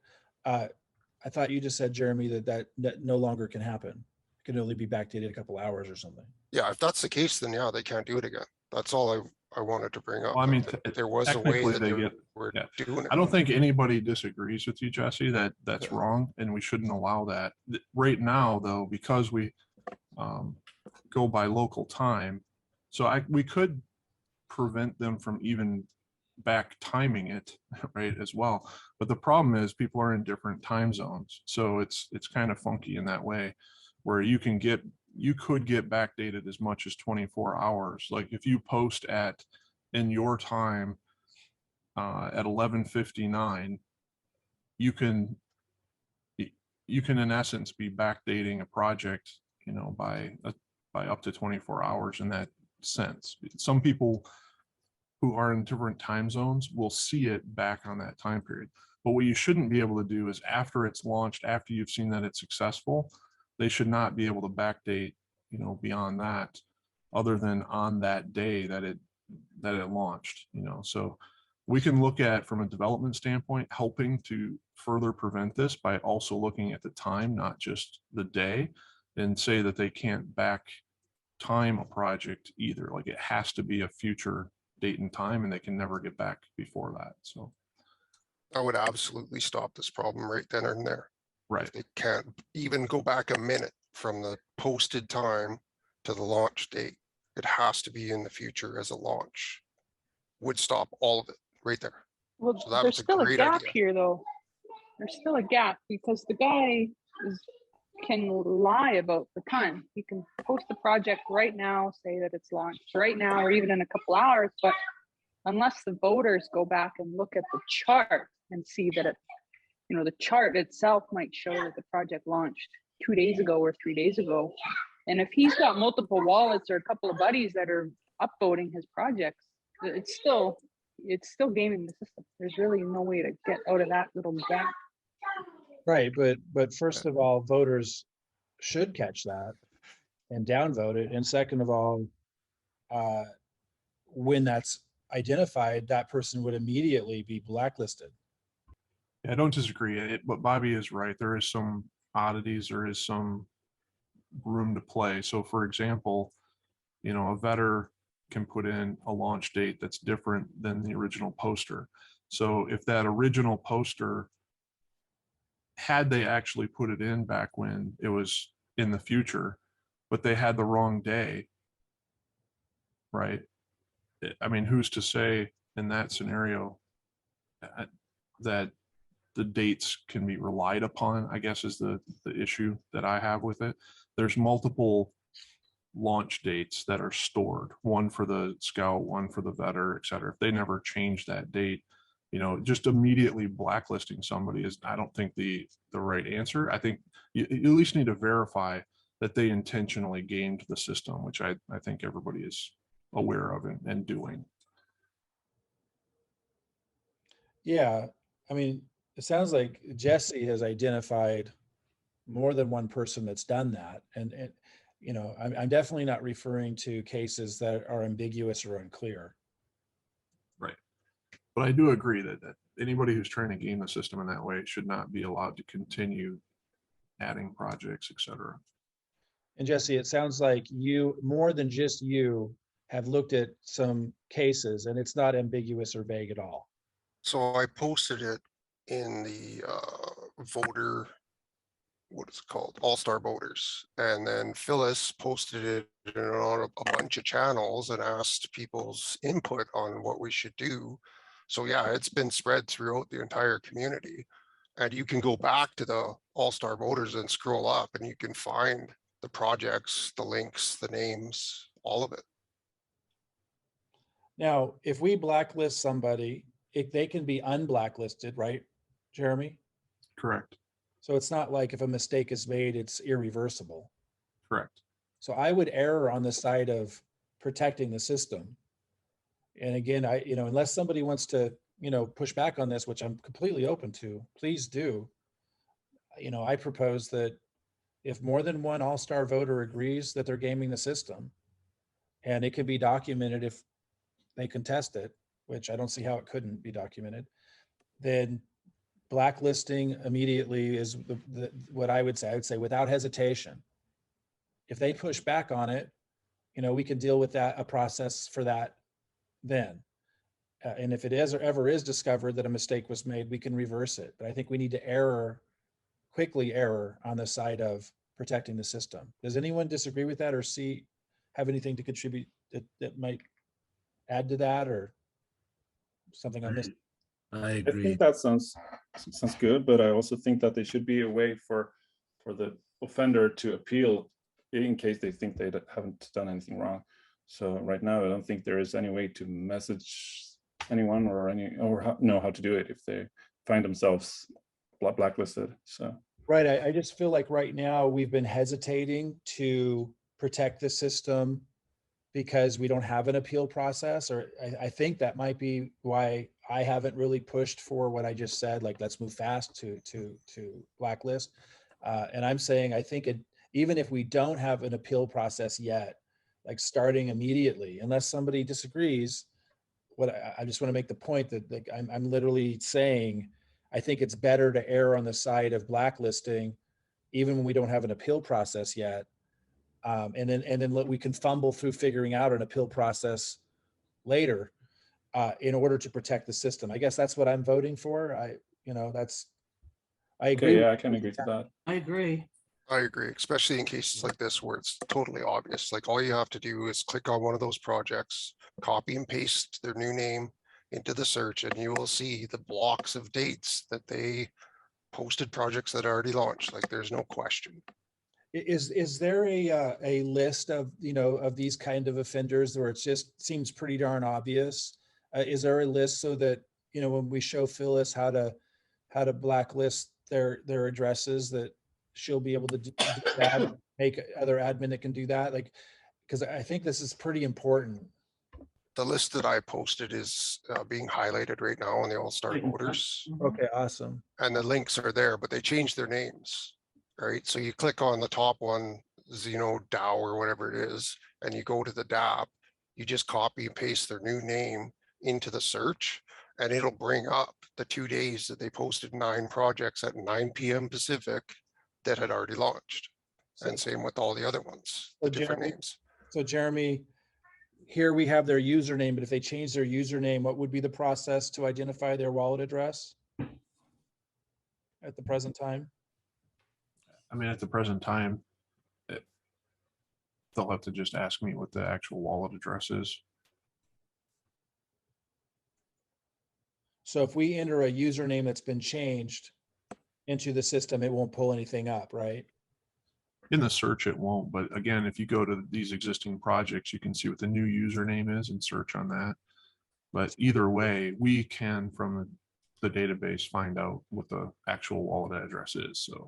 So I just want to be super clear. What we're looking at here on the screen are people that are definitively gaming the system. It's not like a maybe. 100%. Okay. If So- anyone disagrees, please feel free. So, But so all you Jeremy, got to do is look at the dApp. Jeremy, if you got this list today, how long would it take, you think, to get back the wallet addresses? I feel like this is a pretty time sensitive thing. I can't imagine anything more important. Yeah, I'm looking at a tool real quick to see if we even need it, because we might be able to do it just from the username. I can't remember. So we don't even need to look up the wallet address. The username is there, the avatar is there in the admin tool. So it can be done now. And Jeremy, I think right after this call, I'd also like to talk with you about making it much harder to get to the rank of green. Yep. Like immediately. Yeah, so there's so many things that we can do, guys, to address everything. One of them is making it much harder to get to the rank of green. Obviously, we should be blacklisting addresses immediately as soon as something's caught. And I also feel that it's important we're going to move to a place where only trusted scouts can scout. So all this gets easier and easier and easier to manage as we go forward. Is there a limit to how many times you can vote on a project? Yes. It is, yeah. Moving forward, it will be once per time frame with the new release. And the time frame is enacted. You have to wait 24 hours to do a 24-hour vote. You have to wait 7 days to do a 7-day vote moving forward as well. Oh, that's good. The only one that will be open is the overall. So even though overall is kind of meant to be like, it could be a year later or whatever, we have to leave the overall immediate to allow for voting on rug polls. We don't want to make people like wait and have to remember to go vote down on a rug poll. So the overall time frame will be open, but the three main categories will enforce time has elapsed from the launch date. And I'm sorry, I'm getting a little fatigued. I'm a little confused. So did we decide recently people could only vote once per 24 hours? Or is that not what you just said? It was always the decision that they should only be able to vote once per project per time frame. It was just never implemented until now. We've been downvoting people on doing that double voting.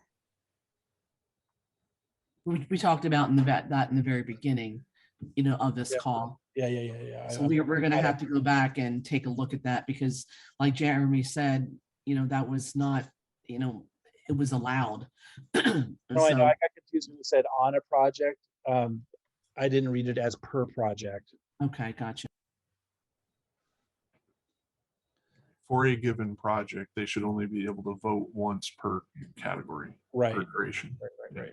We just had not been enforcing that. Yeah, we're probably going to reduce how many times people can vote per day too, until we get a little bit further along with this process here. I mean, I think we're making massive headway today, but until there's so many things that I'd like to see done anyway. And from listening to you guys, I'm sure you guys would too, that can bring efficacy to this very quickly. And in the meantime, I think we need to make it harder to get to rank of green. We need to reduce the number, make some adjustments to what we pay and how much we pay for voting, and then start to identify who our trusted voters are and find a way to have them do the voting and start making it harder for new people to enter into the process, which is going to make all this so much easier to manage. I have a question related to this too, and it's actually written as number 11. So if it would be possible to limit the number of votes per project as well, and I mean per time frame, because some projects are getting hundreds of votes right now, and some new voters are coming in and voting on old projects from November, all time frames, just to get the vetters and get ranked up quickly. So, I mean, it doesn't add anything to the system, or a lot after you have a few hundred votes, I would guess. So for some time frames, so I don't know. I think it's on this list, isn't it? Yes, it's on the list at number 11. If you scroll down a little bit. Okay. Not the 11 there, it's number 16 on the side there. Scroll down a little further. Yeah. It is true that a massive number of votes really does not add any value or help to the system. The smart contract, no matter what we do, is never going to have a limit on the number of votes per project, but from a user interface standpoint, we do have the ability to adjust it and say, no more votes on this project. It's exceeded its maximum, or whatever the case may be. I don't know what that maximum would be, or if we even want to do that, but it would be nice to encourage people to vote on the less voted on projects. I just worry that if we set some limit, let's say you hit the limit in a 24-hour period, it'd have to be a limit per duration or something along those lines if we do implement a limit, because otherwise people can't come back from, say, a major negative vote in the 24-hour period, but it was a good 30-day project, and now we need votes in the 30-day so that the Oracle understands that they did provide a project that was good in the 30-day period, right? So if there is a limit that is decided upon, it would have to be per duration. But I'm open to the idea that we limit it in some way. I don't know what that. Yeah. The per duration is what I was thinking about too, and also just leave the overall open for forever, basically, probably. But Jeremy, is there a way from the admin side, from the database side, to make it so all-star voters have a different set of parameters in that regard than everybody else?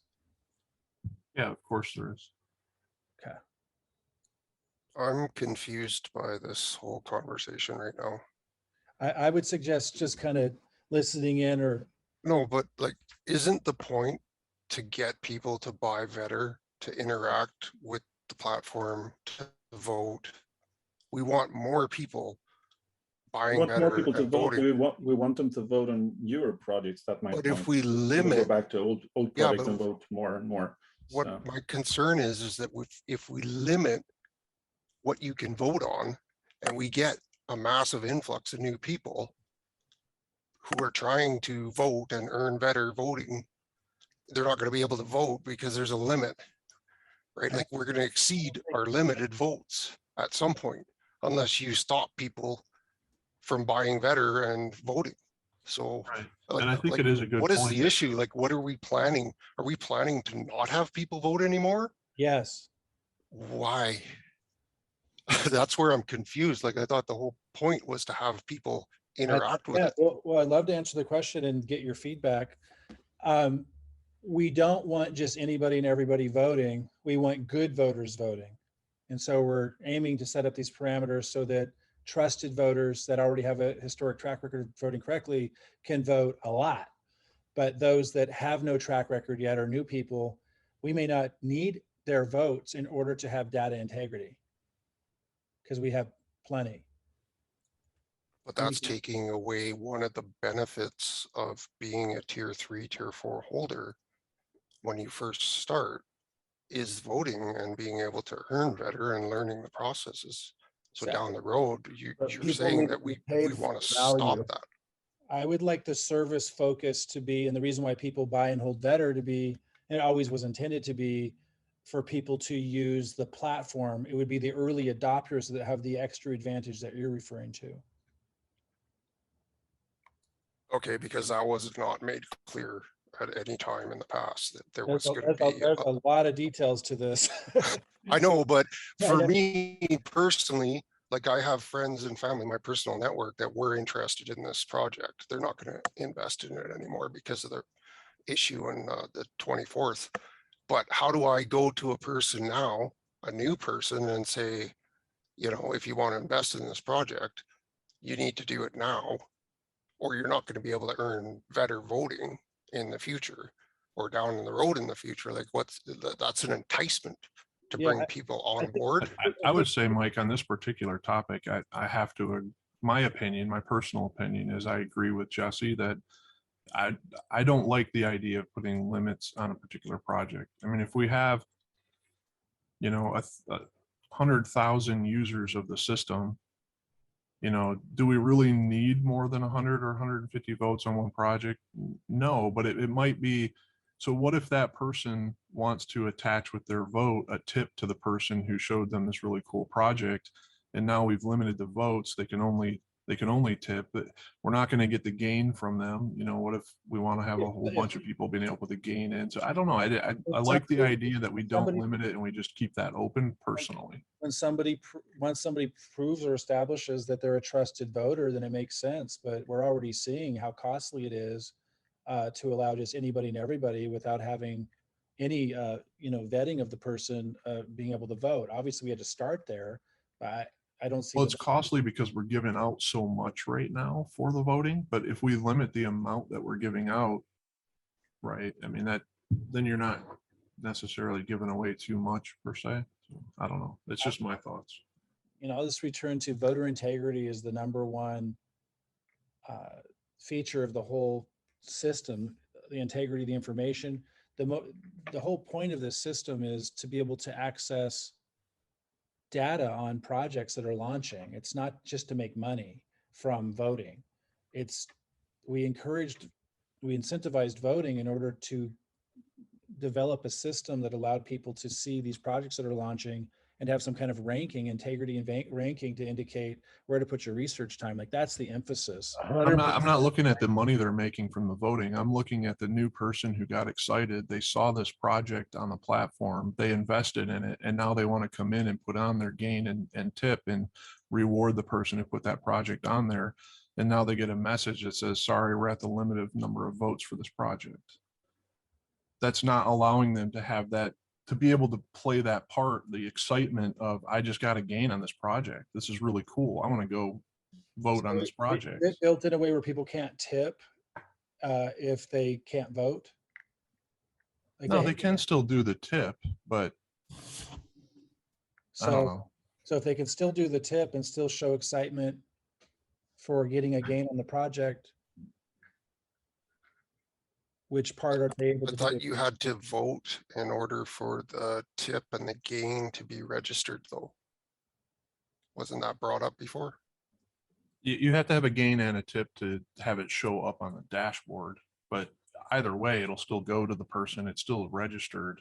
I'm not sure exactly what your question was there, Jesse. And that's a database thing, right? So if we wanted to, the gains and tips could show up if they got a tip and reported a gain. It doesn't necessarily mean that they have to have been paid voting. Correct. The only thing that I have with the issue with this is that if this is the case, that down the road you are gonna not allow people who hit tier 3 or 4 to vote, I think that needs to be put out now.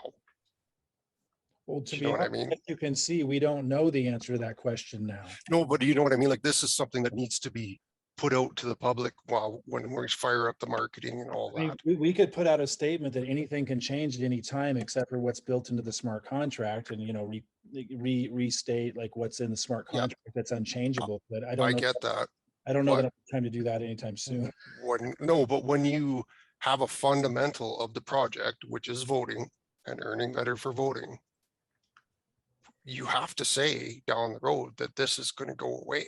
potentially. We don't know that it's going away. We're Okay, discussing that's from like my understanding of what you're saying is that yes, down the road, new people coming in are not going to be able to vote. I'd like to see it go away, but as you can see, Jeremy has a different point of view. You have a different point of view. We're having a discussion. I really don't think. No, that's, I'm trying to we figure out. We let the whole world know of everything we're discussing. They're going to get confused to hell. I think. Exactly. I think. Yeah, you guys are getting a little bit of insight here into the kind of discussions that go on all the time. I mean, this is hours and hours and hours of discussions have gone into building this app to the point that it's at now, you know, so things can change. And I think that is the message, is that, you know, the amount of money people will get for voting can change. The number of times that they vote and get paid can change. Like, all of these variables are adjustable based upon what the project needs. Those facts have already been advertised as part of the project. What I'm saying is that it has not been advertised that there's going to come a point where potentially you are not going to be able to vote, period, until you do something. Established track record. That's correct. Well, how do you get an established track record though? We don't know yet. You know what I mean? Like, it's very confusing. Unless we just wash our hands and say not developing anymore. No, I understand that. Everything. Not everything, but there are so many variables that can change. That should be a given for any company. I mean, Facebook just called their parent company Meta, but they didn't. They didn't tell investors that 10 years ago. Yeah, changing the name is not the same as restricting someone from earning income that was advertised as part of the thing, right? What I mean is Facebook is also changing the direction of their marketing plan. Google has too. Like, this is. I know. This is normal. That's why I'm saying it should. If this is going to happen, we don't know if it's going to happen. We don't know. It's based upon the community's decision, right? So that we have discussions like this, and if things change, then we let people know that when it changes. But you know, it's. But I think it should be decided sooner. Change. You know, be ready for change. We won't survive if we don't change. That's what every organization has to do. I'm just concerned about people being onboarded who are under the impression that they're going to be able to earn better voting. I understand. And then down the like Michael Saylor, when he proposed that his company was going to start investing billions of dollars, MicroStrategies, into Bitcoin, a lot of his investors said, "Hey, you didn't tell us that when we invested into this." I mean, that was a dramatic change. We won't do anything that dramatic. You guys are a part of this discussion, and anything that's been decided has been shared, and anything that's not decided that's still in discussion. I mean, that's where it should sit, right, until a decision's made. Well, and it's an evolutionary industry. So if people get kind of caught up in the way things are, how does that really work with what the industry actually stands for, you know? And I think also that, you know, I'm just going to say it, but, you know, I mean, I feel pretty privileged that I'm on this call, and I'm not saying that everyone should feel like I feel, but my point is that, you know, anything that gets discussed here, you know, honestly, you know, and if it's not something that is ready to be released or it's 100% a go, then we really can't bring it outside of, you know, this discussion. You know, I just want to make sure that, you know, I do have the intention of sharing this replay, and I did that with the intention that the greater community could start to see just a glimpse of what's happening. No, right. I agree. I'm just saying that I don't want to, like, the discussion, you know, back and forth about this, you know, should kind of remain within this group. No? I mean, I probably won't cut this part from the replay. No, I mean, I've said many times that we may do exactly what we just talked about, but it is still just, it's a may. No, I know. I get that. I just don't want anything to come out of this by, you know, it's out there as, you know, they're going to start changing things, guys. They're going to start changing things, guys, because that's not what was said here. It may change, is what I'm saying. Everything that's changeable may change. Right. And the project is only 3 months old. No, I know. I get that. That's why I'm saying it, because I want to make sure that we don't walk off of here today and you know, start to, you know, be, you know, say things, you know, out of context.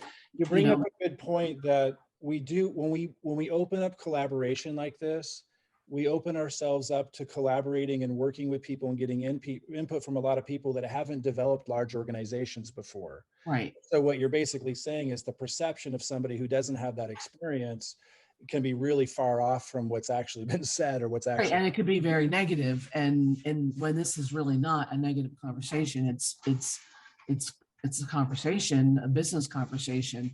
So but by being transparent, that's going to happen anyway. You're going to have. I know, I agree with that 100%. We're just going to have a lot of people who don't know what's going on, or are going to take perception is perception, turn it into something else, and that's just going to be the way it is unless we close off communication. No, I agree. I just don't want anything to come out of the people that we have on this call. Right. You know, it's really not our place to go out there and you can't control perception though, and that's what I would just say to people. You know, well, I think the concern was that so this is not a misleading marketing. There's nothing misleading. We're not intentionally misleading. Like, we know we're going to change something in the future, but we're advertising it in a different way, you know. And Right. I think that's what the initial implication was, is that we're changing something, and that's not what's happening here. It's just an open discussion about something that has always been considered changeable, and we just haven't decided on which way it's going to go. Yeah, right. That's why I didn't want it to go out as being this is going to happen, because it's in discussion. We don't really, who knows? This isn't the first time that I've recommended we limit new people becoming vetters, scouts, and voters.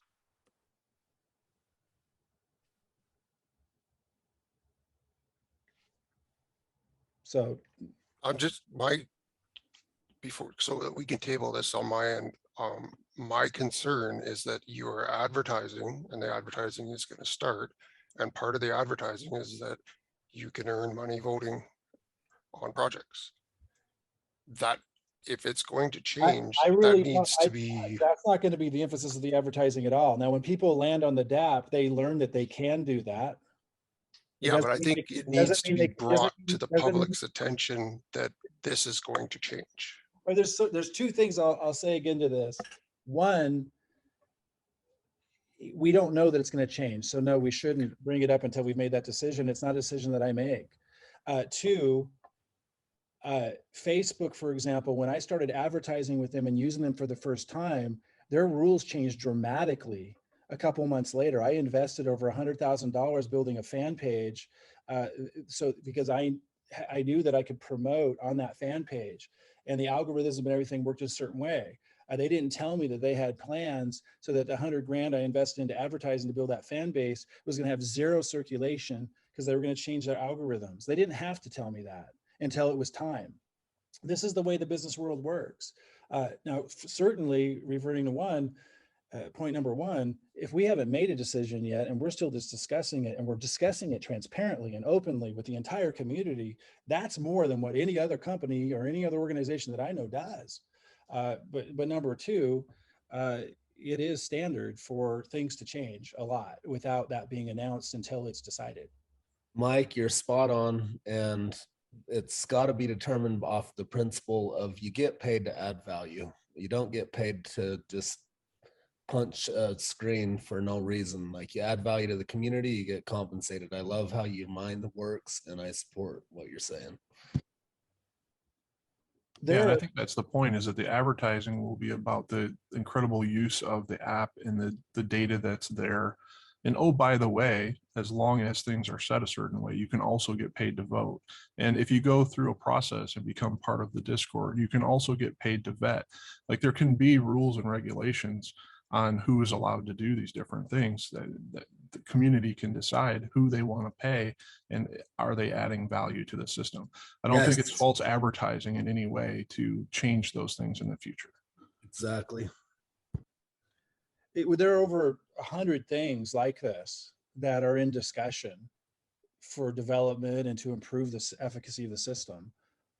And we're more transparent than any other group I know, like releasing information like this. And I've had the same kind of conversation on public calls before.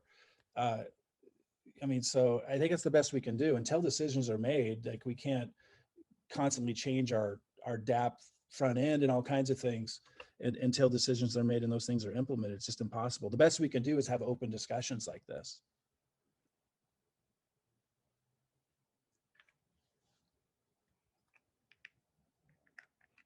and, you know, open to all of your input. But again, you know, it's just my opinion that, and then we can move on to the next item, but it's just my opinion that we should limit and make it not so easy for people to, until, you know, people have proven themselves in some way to, you know, to be contributing to adding value to the platform. Because what we're seeing is if you let anybody into that inner circle, a lot of people take advantage.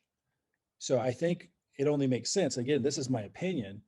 I think it only makes sense that we would work together to identify those that have proven themselves to be able to add value and increase the value of the project as we go forward. And that's just one of the ways that we could look at doing it.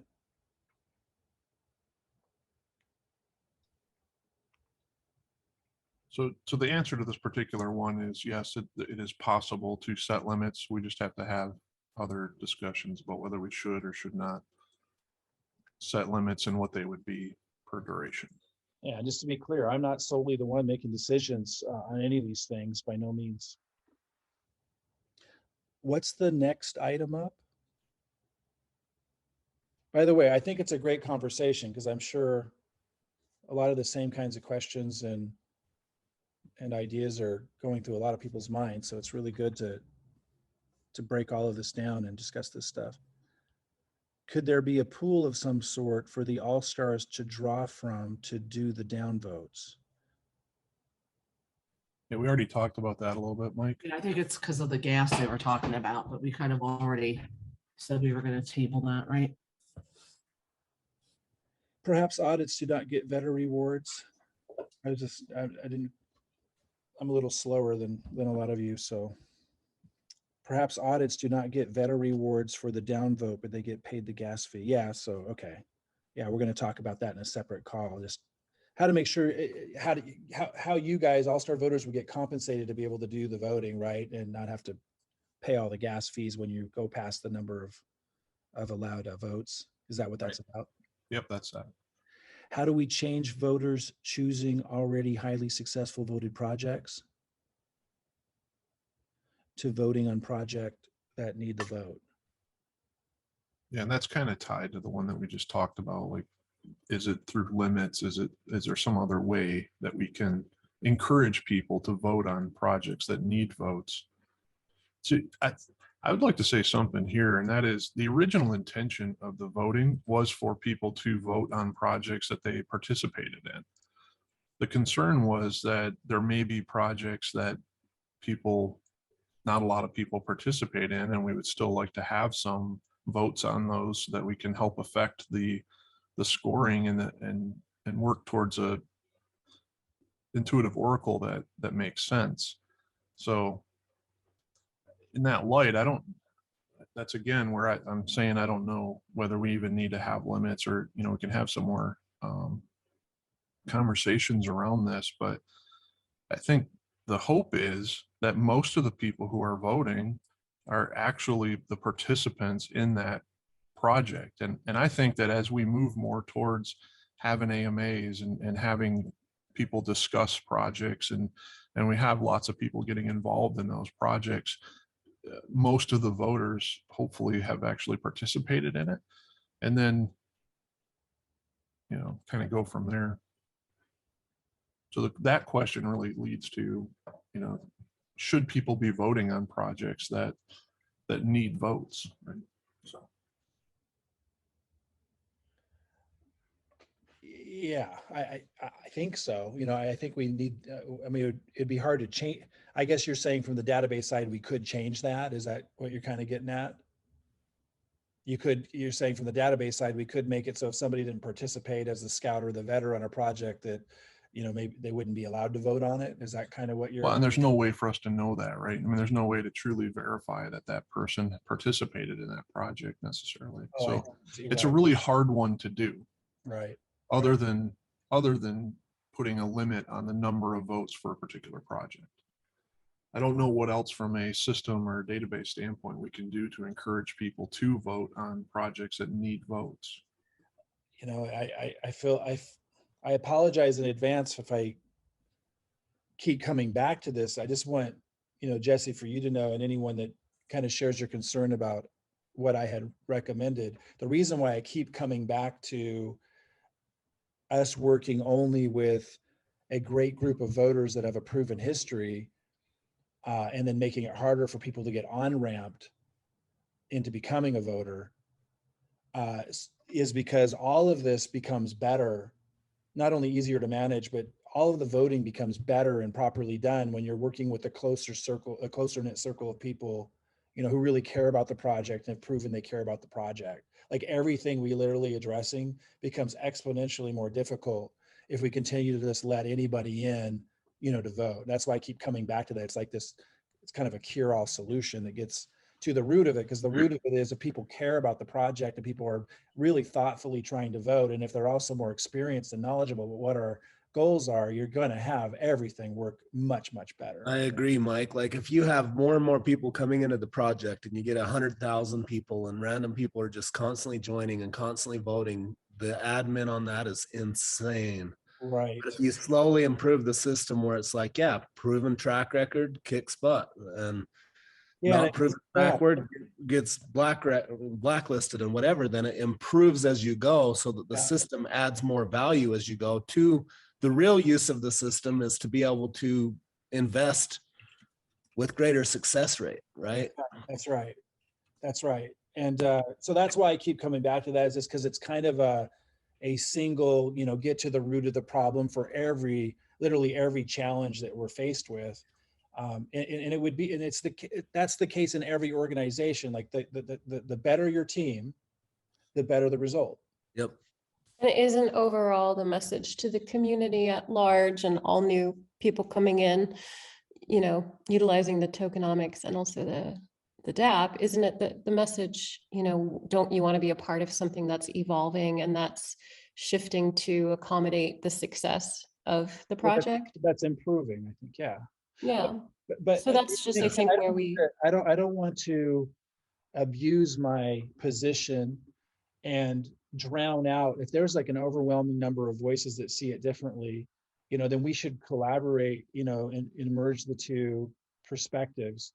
And in light of that, I just want to, we can close this part out and we'll return to it maybe in a different session. But I just want to say, like one way that we could marry the two perspectives is there can be still an on-ramp, and there can still be a process, a qualifying set of steps that someone can take to become a qualified, voter. I'm just saying, I don't think it should be like a free for all, anybody and everybody with no qualifications, and again, it's just my opinion, but I don't think that just anybody without proving themselves in some way should be able to vote at some point. It's still the case that they can now. There'd be a lot of work involved and a lot of discussion and a lot of decisions made, with you guys' input and a whole bunch of people's input on how to incorporate it. But I think like maybe a middle ground, or what I'm really kind of getting at is people can still get paid to vote, but not just anybody can. They would have to move through, they'd have to apply, and, we'd have to find some kind of process that they would move through, like a trial period, like to be a trial voter first, for example. And maybe, at those lower tier, we make it harder to get to purple voter than it is right now, for stuff like that. I love all of that. I have an idea. This is why we were talking about this to begin with, right? This is where the whole all-star voter thing came out, and us actually going out there and auditing the votes, right? Because they were, people were inappropriately voting. So what I'm getting out of it is, if we have, a specific group of people that are truly all-star voters, and yet, we can still vote new all-star voters in. No? Yeah, I mean, we'll want to discuss and figure out, like, do we want like all-star voters is extremely exclusive, like really doesn't get much bigger than it is now, and and has a specific role of auditing votes, and maybe gets an NFT badge that represents like access to all kinds of things. So, we keep you guys, we don't expect people to keep doing so much work without, very clear, incentives and lots of advantages to being able to do so. Should we keep it a more exclusive club? And then maybe we have, we add a trial voter on ramp, right? That people need to work through a lot of proving themselves before they move into actually becoming a voter. But then maybe the all-star voters is an exclusive group that we continue to build in lots of incentives to keep this kind of leadership and collaborative spirit ongoing. Or do we expand the all-star voter group? It could still have like an NFT badge that gives them access to all kinds of things, but it expands.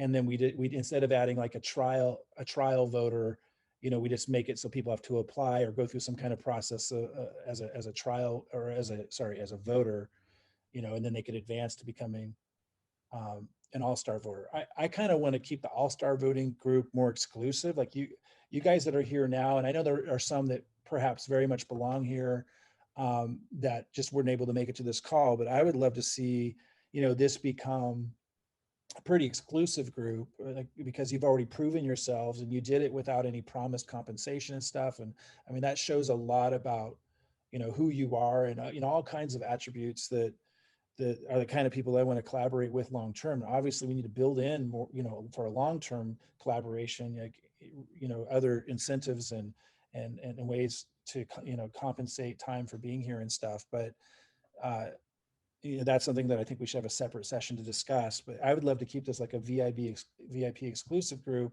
and then we add on like a trial. From the database side, we add in like a trial voter, you know, on-ramp mechanism. And, you know, those that you guys identify through this auditing process of being legitimate voters can continue voting and getting paid to vote. But like new people coming in, you know, again, I'm just proposing this, guys, but new people coming in would become trial voters, you know, and really be under a watchful eye. And there might be a waiting list because we can only admin so much, right? Like you guys are already kind of seeing how overwhelming it can be when it's just a free for all. And imagine when we turn on the marketing, imagine if you scale this up by 100, how many people are going to be able to game the system that we might not be able to catch, you know. But if we have a waiting list to become a voter, and there's a qualifying process, and you know, maybe even they contribute in certain ways, in some way, to prove that, you know, that they really belong in this community as a compensated contributor, and that would give us a chance to get to know them and how they collaborate, you know, and then they could be on-ramped, you know, in that trial voter process. They could, you know, be kind of under a more watchful eye because we'd be able to manage how many are in there, and then they become a voter, right? But the number of all-star voters would be like a very small group, kind of like it is now. I mean, that's just how I'm kind of envisioning it. And again, I think it can be earmarked for a deeper discussion with everybody here and get all of your input. And I like all of that, Mike. And similar to, you know, the Support Better Telegram group where it's like, hey, click here proving that you know how to not get scammed. It's right. like, click here to prove that you know how to vote accurately. Yeah, how to vote, exactly. And like they need to watch some classes first and answer some questions. Exactly. That's what I'm thinking. So, you know, going back to Jesse's concerns, they're legitimate concerns, and for sure we thought a lot about that side of it and discussed it. And, you know, you saw Jeremy kind of disagree with me a little bit. We have those discussions all the time. I just think there's a marriage of the two worlds where people still get to become voters. They still get to plug into getting compensated as a voter, but perhaps it's just, you know, there's a qualifying process to earn that, you know, more is at some point is more what I'm getting at, I guess. Honestly, Mike, up until today, I have been so focused on figuring out how we're going to deal with thousands of people coming in here and doing what they're doing right now. Right. All that sounds great. Absolutely. Like, I agree with you 100%. It sounds great now that I've heard your proposal. But like I said, up until this point, I've been like, how do we do this? Yeah. With a massive influx, because that's what we've been advertising, that this is what's going to happen. We're going to do our marketing. We're going to bring all these people in, tier 3, tier 4, are going to be able to vote. And how do we deal with this? But I agree now that you've walked us through it, that yeah, that can be for sure a way to go. Right. I have an idea on the kind of the limiting subject. And I'm just wondering if Jeremy can give insight if it's possible. So every day right now, everyone has 5 votes for a scout and 5 votes for a vet. is it possible to limit it to say 1 or 2 votes per time frame? So they must spread their votes out for the time frames. Is it possible from a user interface standpoint? The answer is yes. From a smart contract standpoint, that's just all set. But yes, it is possible to, even from the smart contract standpoint, we can adjust the number of votes people get paid on per day, and that affects behavior, right? So Yeah. if that changes to 4 or changes to 6, you know, you're going to have less or more voting going on because most people are not going to vote unless they're paid for them. If you adjust how much they get, that can also affect it, because there are points where at certain levels, like you're not making enough to cover gas. So that can also affect it. But yes, it is something that is possible to say that they only get a certain number of votes in different durations. So for example, you know, again, we can earmark a lot of this, but to be super clear, before I give this example, we have tools at our disposal now that have been referenced, like limiting how much we pay at the different levels, limiting, you know, how many votes somebody can get, you know, paid on per day. All this impacts behavior and can help us perhaps slow down the number of new people coming in and gaming the system, right? To give us more time before someone, for example, advances to the rank of Green Scout, for example. Like there's things that we can do right now to give us more time to find, you know, people gaming the system and then blacklist them so that they don't game the system. But going off the top of what Jeremy just said, with the scenario he just walked through, that means we could also set it up so that people who are trial voters, people who are trial voters would maybe only be able to vote once per day initially. And that's another additional tool we could use. But then people who are qualified voters that you guys have identified as being legit and doing things properly, you know, they can vote and get paid to vote many more times per day. And then people who are all-star voters could obviously vote and get paid to vote, you know, unlimited number of times per day or whatever. We could set different parameters for each one on the database side. And just to confirm, Jeremy, is that correct? Again, I know it's technically, you know, a lot to do, but it's conceivable. From the system standpoint, there's only one setting, but from an interface standpoint, yes, that is potentially possible. Right. We just got to also be careful that the pools, so we don't have, when you don't have a lot of volume, the pools are not refilling.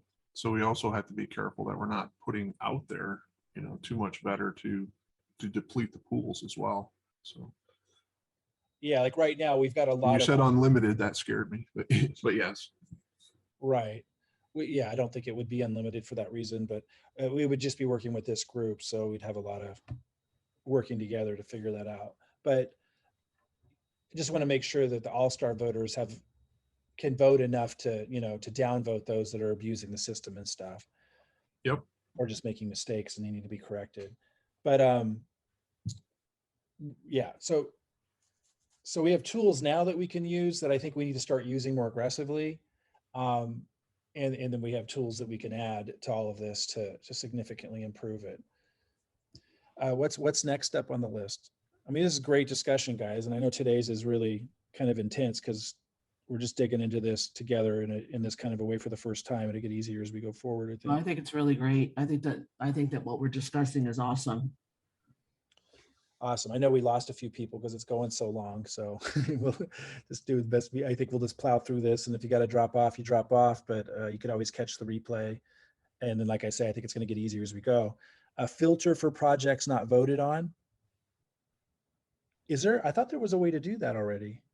No, that's not one of the advanced filters yet. I did add it to the notes as something to look at if that's something that people would like to see. Okay. Yeah, so to be able to go to the search and just show all the projects not voted on yet. I mean, I think it'd have to be more detailed than that, right? It'd have to be launched but not voted on versus not launched yet, or no. Well, it'd be a unique filter. It would just say projects with no votes, projects with votes, basically. But do we want to make a distinction between searching for projects that have been launched with no votes? Because that seems like different. Yes. Than, yeah. Yeah, that's probably smart. Yes. Okay, Is that already on a card, that distinction, or not yet? I'm adding it. Okay. The giant card. The never-ending revolving card. Right. Would it be possible or even a good idea if the auditor at an audit vote, by auditor, you mean the all-star voter, right? I believe so. If the auditor add an audit vote to every project they check at the highest possible time frame, just to make sure everyone can see it has been audited, the audit vote for a project, that's pretty cool. I mean, that's certainly, I mean, it would certainly be nice. I think it's just a matter of adding it to the cards and, you know, working it into the prioritization. I'll let Jeremy respond. He might be still making notes for the last card. John, do you want to explain that? Right. What was this one? So this John, one, yeah, I think, John, you want to talk about that? I think this is something. well, Jeremy was doing something else, so let me catch him up. Oh, So gotcha. All right, sorry. they're asking if it'd be possible for the all-star voters to be able to indicate to the system that they audited that vote. So somebody else would know, okay, that they'd be looking at it knowing that that vote's audited and it's, I mean, my only question is, do we want that to indicate that the vote was correct? Or it's just stating that an auditor already looked at it and another all-star voter can move on?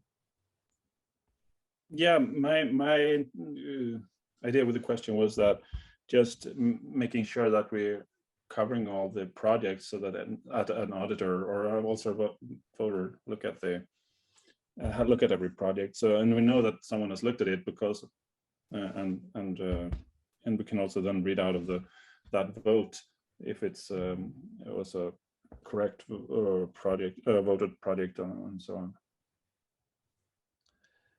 I mean, so this could technically be done now, right? I mean, if they used one of their votes to add a vote with that note on it.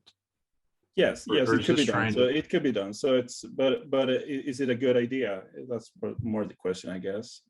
To vote on all the projects that are also correct, just to put an audit stamp on it that is approved or something like that.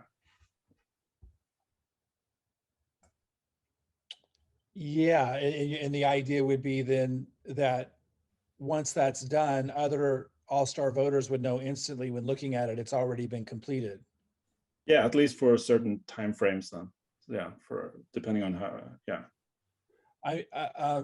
So Jeremy, what do you think about that versus, I mean, we can talk about that. My only concern is people are going to run out of votes, right? Until we address that in some way. Yeah, now you're adding another vote that if we potentially pay for the gas that we have to pay for. Right. So there's that concern. So I'm wondering if there's also a way that once the system knows who the all-star voters are, because that's something we're going to implement, if there's something they could just, only all-star voters could click on to indicate that they audited it. In order to allow them to audit all of these, to let all the other all-star voters know, hey, this has been audited without, you know, having to pay the gas fee and incur the extra costs. I'll you know, veteran. Yeah, that would be good too. One thought with that, John, is I do think it's a good idea. I just have one question: is say a project launches on the 1st of the month, and then obviously the 7th day passes, and then it gets audited on the 7th day, and then that audit vote goes in. Okay, this has been audited. Someone can come in a month later and still add a 24-hour vote, a 7-day vote, a 30-day vote. So your audit vote stamp per se is only as good up until the date that you audited. Anything that comes in after that, someone could still come in and downvote it or put a bad vote or what have you. And yeah, so you know, that kind of goes back to something that was brought up earlier about should we go back and see how things were voted on a month later or something. So I suppose when somebody puts their audit stamp on it, it would have the timestamp, right? And then maybe 4 weeks later, people might circle back around. Again, this is why I come back to thinking like it's going to be so much easier when we know who our trusted voters are, and new voters coming in have to go through a sequence of steps to just, we need to significantly limit the number of people gaming the system so there's just less admin, right? But I think if I was going to implement this particular one, it would be part of the all-star voter thing, and there would just be a setting for all-star voters to basically indicate that they just audited a project, and it would keep the, you know, either the last known audited date or a log of, you know, when people audited the project. like right there on Yeah, the, that sounds good. right there on the Yeah. project, It'd Jeremy. be right there. Yeah, only all-star voters would see it. Otherwise, people could be like, oh, good, they just audited this. Let me do some junk on it. Right. So it would only show up to all-star voters, and it would just log, and they'd be able to see who has audited it and how long ago was it. That's a good idea. Yeah, definitely. I have a potential spin on that as well. There are some projects that launch, say a 7-day project, and it is so close that you could technically go either way and have an all-star voter or the group look at it, discuss it, and say, okay, we are going to audit this 7-day time period as being profitable, and then put it in there with a stamp, this has been audited profitable for the 7-day period, and just do that on like the really, really hard ones for people to decide, so that we don't get a whole bunch of people voting profitable, a whole bunch of people voting not profitable, and it's like too close to tell almost. What do you think of that? So it's not a bad suggestion, and there's two things that I'll say about that one. So number one, I think that would just be a normal vote, like an auditor could put an actual vote in the 7-day period. And because we know who all stars are, we may have some, you know, icon or something that indicates that this vote was done by an auditor, an all-star voter, right? So that'll kind of flag it as, Yeah, we could put it if you go against what this says, then you're probably going to be downvoted, right? That's kind of the idea of it. Right. Yeah, because some of them look like Christmas trees. There's red, green, red, green, red, green everywhere. Right, And that would right, kind of yeah. just totally eliminate that situation right off the bat. Like, So now to the a next thing I point- want to, sorry, go ahead. I thought you were done. Go ahead. To a point, like people are gonna like follow the herd on those. But I'm talking about the ones that are too tough to call for a normal person. Right. Like, So that's what I was look going to say was, speaking of the following the herd concept, in this latest release, nobody's going to see anybody else's votes unless they're at a certain level.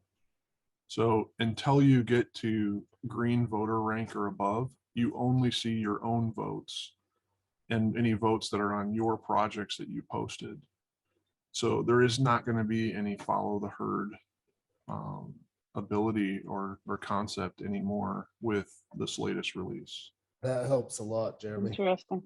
Yeah, that sounds That's great. good. That Question I have in relation to that, Jeremy, is myself, I try to give my votes to projects that need votes. So like I track my projects that I need votes on by the 24-hour, 7-day, 30-day. So and myself, I try not to give votes on projects that have 5 or more votes on those specific timeframes. Everyone will see the summary of how many votes there are. Okay. Yeah. Perfect. Great. Awesome. I think having that option too will keep people from hesitating on projects that are potentially votable as profitable, but they're not sure. And that'll help the scout gain that 7-day advantage or 30-day or whatever, just to keep people, because there are some that I shy away from. Like, I'm going to be honest with you. I look at it and I go, you know what? I'm just going to pass because I don't know. Right. And then that person suffers when we could have, like you said, just a regular all-star voter with a symbol or whatever saying that this is the audited result of the 7-day. Yeah, so we will have to build in the concept once we have the concept of all-star voters built into the system. We would have to let others see their votes, not just their own. But yeah, I think it will help to not have that whole just pile on voting concept, like, oh, good, there's a bunch of positive votes, so I can go slave through the vote there and just get vetter, and I don't even have to do any research. This will take that away, at least until they get to green voter rank and can start seeing all the votes at that point. So hopefully by then we've had time as all-star voters to kind of do a little bit of catching people who are doing the incorrect type of voting. They at least have to go to a number of different projects to vote once they can't vote on the same project many times. So yeah, I hope that helps. Thank you, Jeremy. That's a good Perfect. update, I think, and that also eliminates the next line there that I have on line number 15, basically, because that's basically what you have already covered that. Yeah. Okay, very good. So number 12, is there a way we can get a greater spread among the ranking colors? I don't remember seeing anyone with a red rank in any of the ranking areas, but I see more and more purple. Soon a majority of the projects posted to the calendar will be posted by Purple Scouts. I'll keep reading that, but to just address that, so that, I mean, that's exactly what all this is about. If we identify those projects that need to be downvoted, you know, I think a part of this whole voting integrity process should include displaying to the community. By the way, Jeremy, that was one of the things we were going to display that I was talking about earlier. Displaying to the community that such and such project needs to be downvoted on.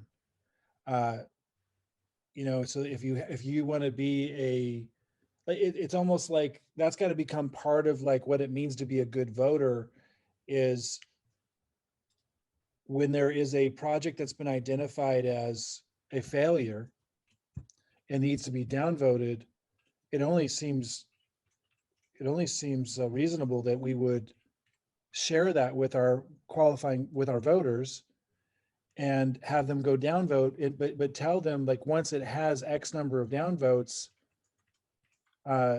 there's no reason to vote on it anymore.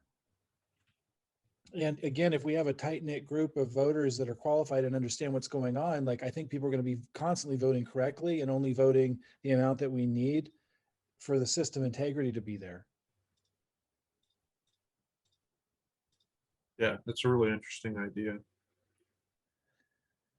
Does anyone see any downside to that? That's how I always envisioned it, where we'd get to the point, and I think we're about there now, where, you know, we would identify the projects that need to be downvoted on. We share those with their voters, but they know not to give it more votes than it needs, so that as a community, we're creating the highest level of efficiency and effectiveness, and we're doing this in a way that takes the least amount of time.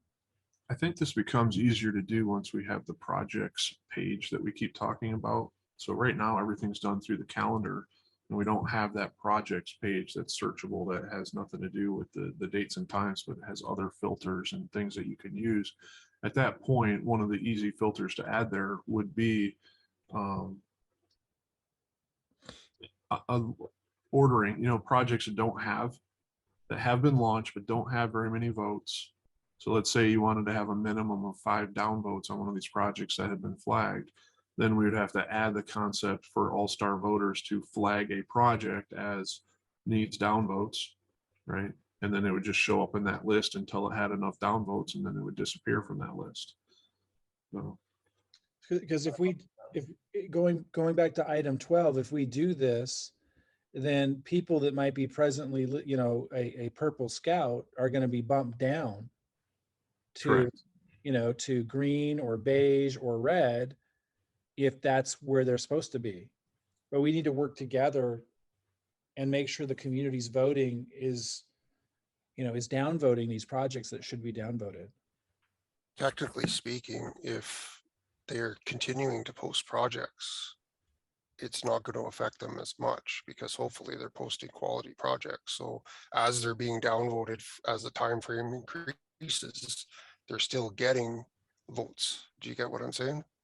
There's no question that early adopters of this had some advantages that, as we get, you know, more and more efficient and effective at auditing all of this, and at having the votes be properly used.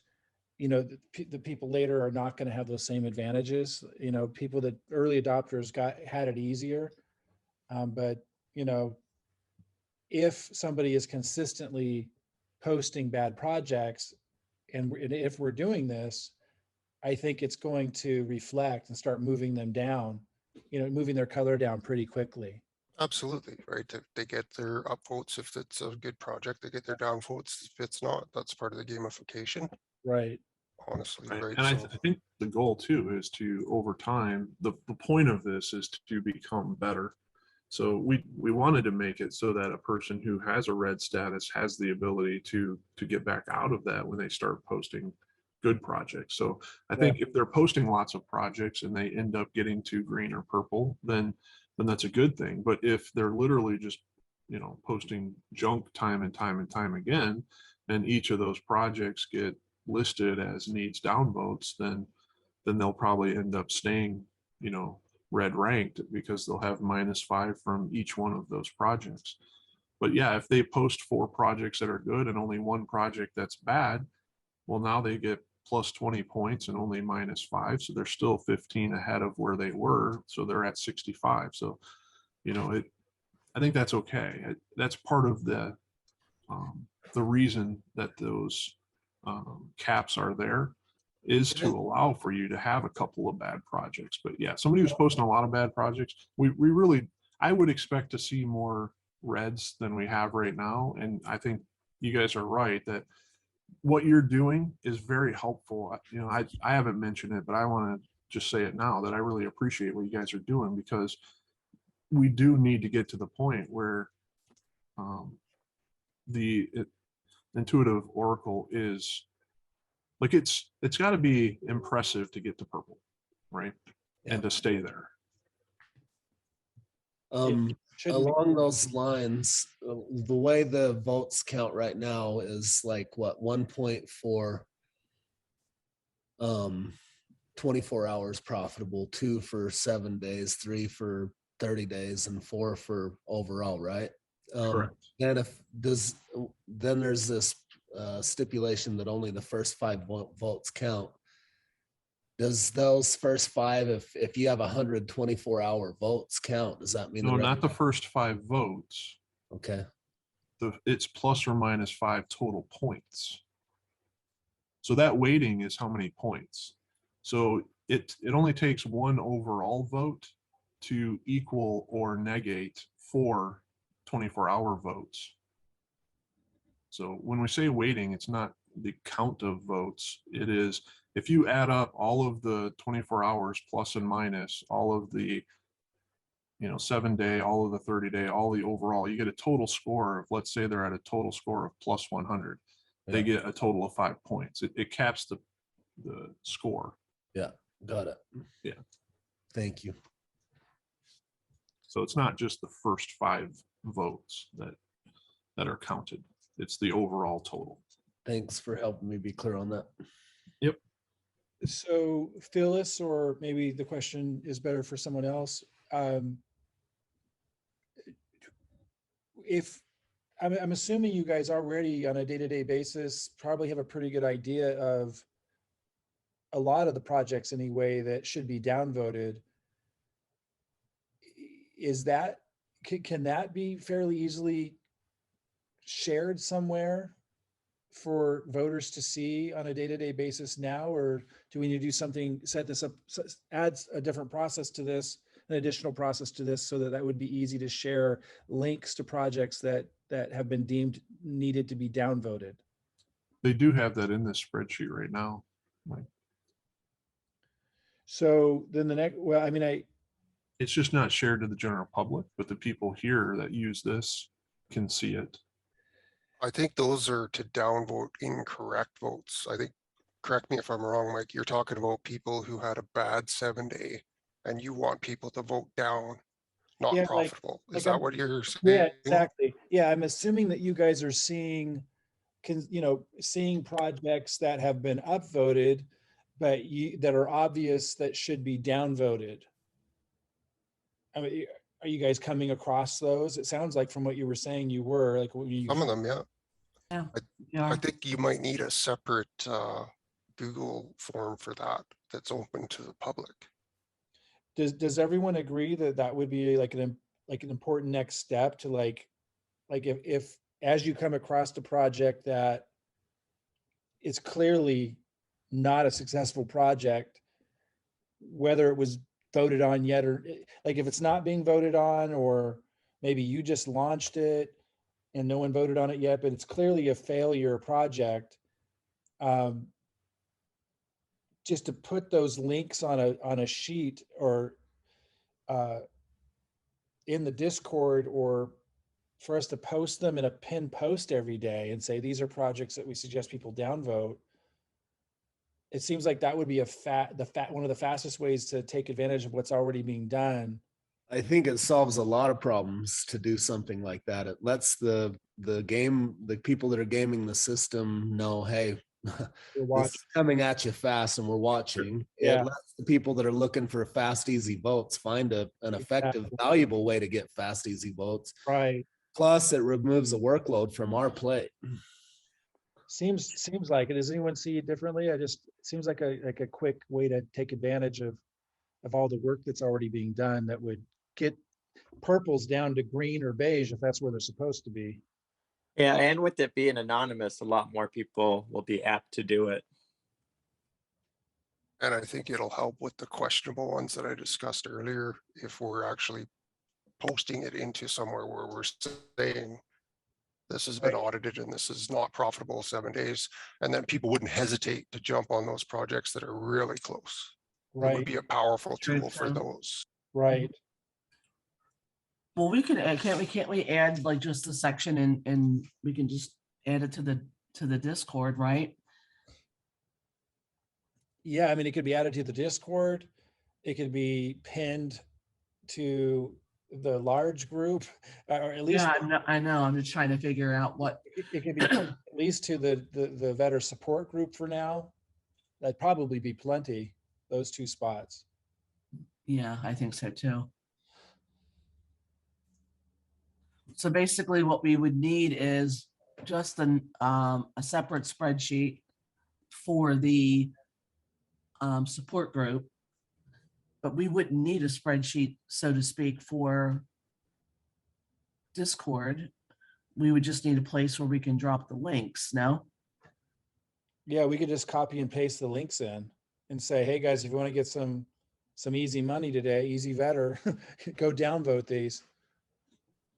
You know, we could have a little post, educational post about what it means. Right. Eventually a video, but initially just a little explanation about what's going on and why this is so, valuable to the platform. I think this follows that discussion too, of making sure that they can't pull the project, right? Having somebody at least vet it or something so that they can't pull it.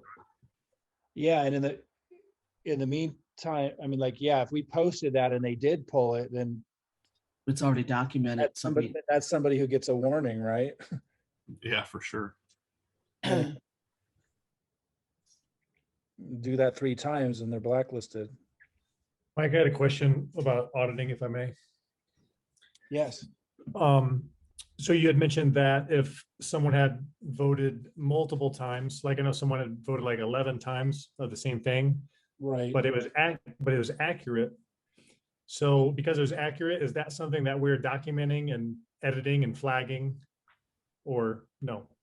Well, since we're changing the system in this next upgrade, so people won't be able to vote multiple times in the same project, I think looking back on the ones who voted correctly, but multiple times in the same project, I think we just move on from those and don't really take any action on those at all. Okay. I think we just focus in on, since the system's going to solve that, I think we just focus in on, I mean, this is my opinion. Let me know what you guys think, but I think we just focus in on the people who've been consistently gaming the system or consistently voting incorrectly, whether they did it multiple times on a project or not. Yeah, that's my opinion as well. I agree on that.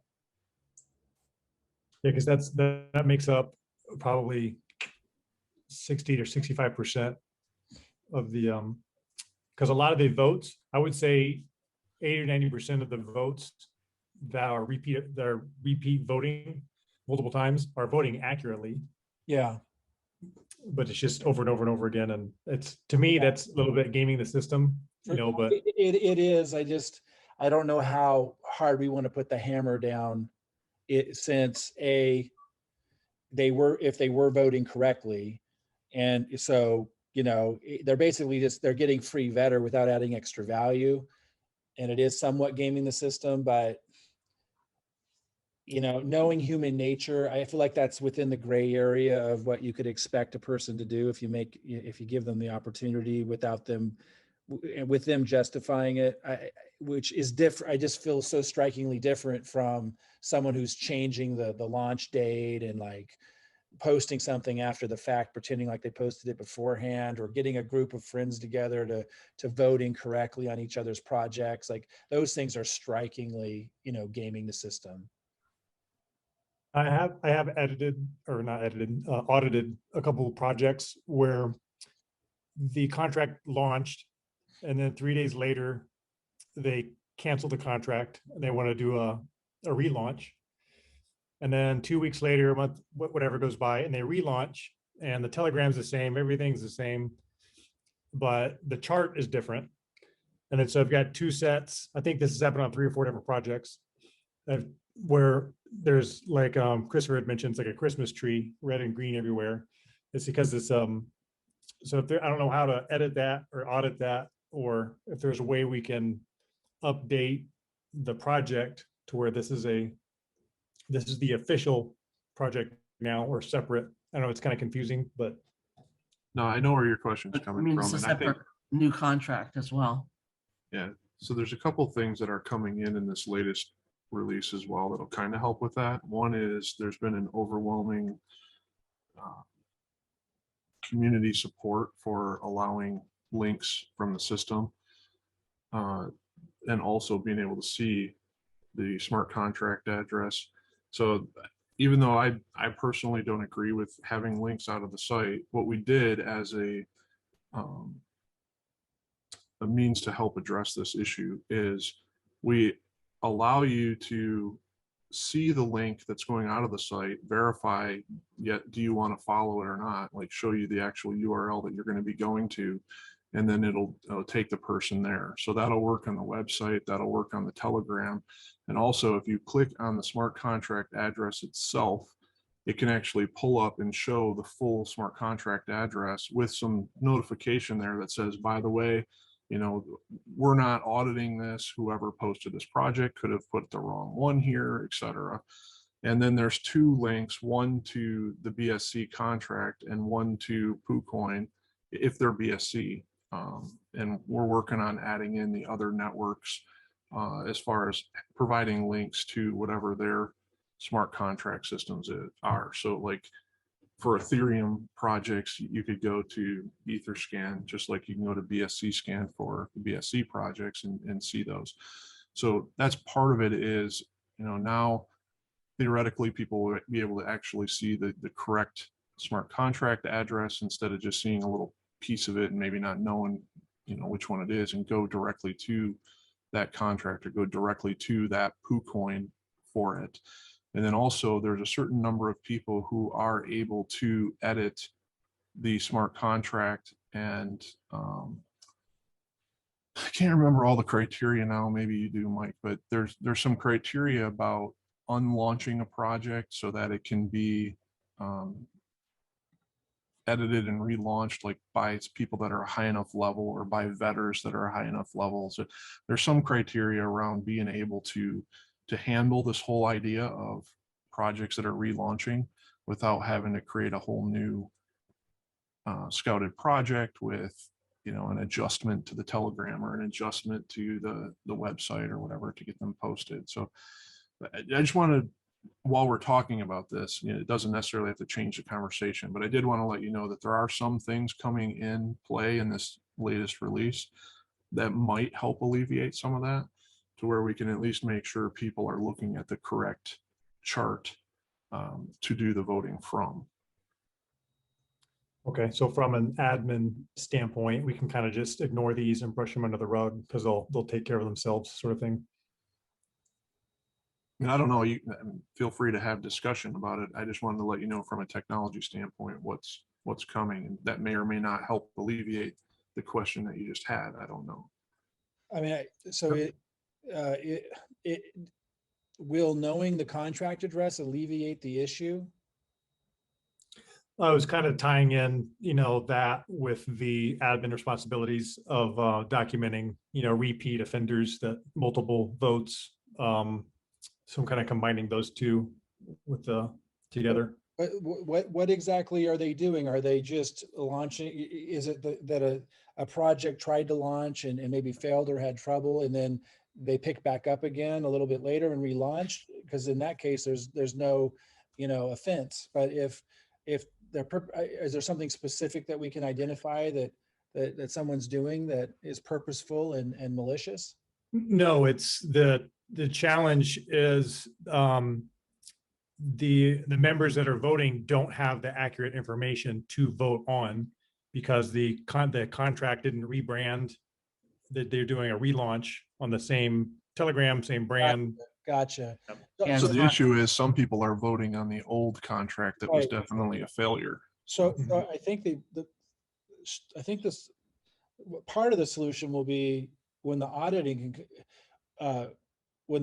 can come in, right, and say, or did we just, we could highlight a all-star voters post saying, here's what this has been decided to be. Like, don't vote on this because it doesn't exist. Here's the link to the correct location to vote for this project. Unless I'm completely missing what the situation is, it seems like once it's identified by a qualified person, it would be stated as such, and people would need to either vote that way, or if it's stated not to vote at all on it, they shouldn't vote at all on it. Yeah, I think what happens is I don't think you even, as the person who's actually verifying it, they're the ones that actually find out, because when they go to the Telegram group, you're looking and you put contract, you put in there, find the contract, and then you see a couple contracts addresses. That's kind of how I believe that's how I'm coming across it. How are you coming across it, Kurt, Conrad? Make sure you understood what you just said. You said that you're going to a Telegram group that was shared in the post, and you're saying that there's several contract addresses in there. Right, because that's how then you're like wondering, why is there more than one contract address? And then you got to scroll up and you realize it was a failed, they might have a pink cell link. You go to that and it was canceled, and then you got to look at the other contract. I think we just need to have like ongoing discussions between ourselves about all these different scenarios like that one, and what our decision is on it. It sounds like to me, but it might require more discussion, probably not now, but it sounds like to me, just with fast, that would be a failed project. And so we would state, this is a failed project. If you're voting on this, you would downvote it. That's not necessarily the case, though. But if it's not necessarily the case, that's going to come up in our future discussions about this on a case-by-case basis till we identify all the different possible scenarios. I just don't know it. I don't think we can tackle that right now. I think there's the easy ones and there's the hard ones. And I think we just utilize, I do have a spot. The hard ones to be discussed ongoing would be my recommendation. Well, no, I agree with you on that, Mike. And we have a section, in that, about downvote consideration that we can put, these odd types of scenarios in there, and we can discuss them as they come up. Because I don't think that these are, I think we're looking for patterns, and I think we're, these aren't the norm. Right. So these are about 3 or 4 projects. 3 or 4 out of all of them? Yeah. Yeah, so it's such a small percentage that it doesn't really threaten the integrity of the system. So from an auditing or admin perspective? Is this something I should just ignore and then let it No, be? I and think move on? I think they should be listed somewhere, and we should be meeting regularly. And I'd like to be in on those to discuss these scenarios case by case. Okay. To see what we can learn from them, right? But in the meantime, until we have those kinds of calls, I don't think that if you can't tell how to vote on it, I think we just leave it alone. And I think maybe put a stamp on it that says, this project's confusing, don't vote on it. Or maybe I could vote on it and then explain what happened in the comments. I mean, if you're able to sort it out, that's ideal. But I'm saying in the cases where it's not able to be sorted out, it might be just be stated that, this is confusing. Here's why we suggest you do not vote on this. It's just time consuming to sort it out, really. It's yeah. best to leave it go. Right. And if it's a small percentage of them, I don't think it threatens the system data. So I Sure. don't know that we need to invest too much time into it, other than maybe just encourage people not to vote on it unless they profited in it. Okay, understood.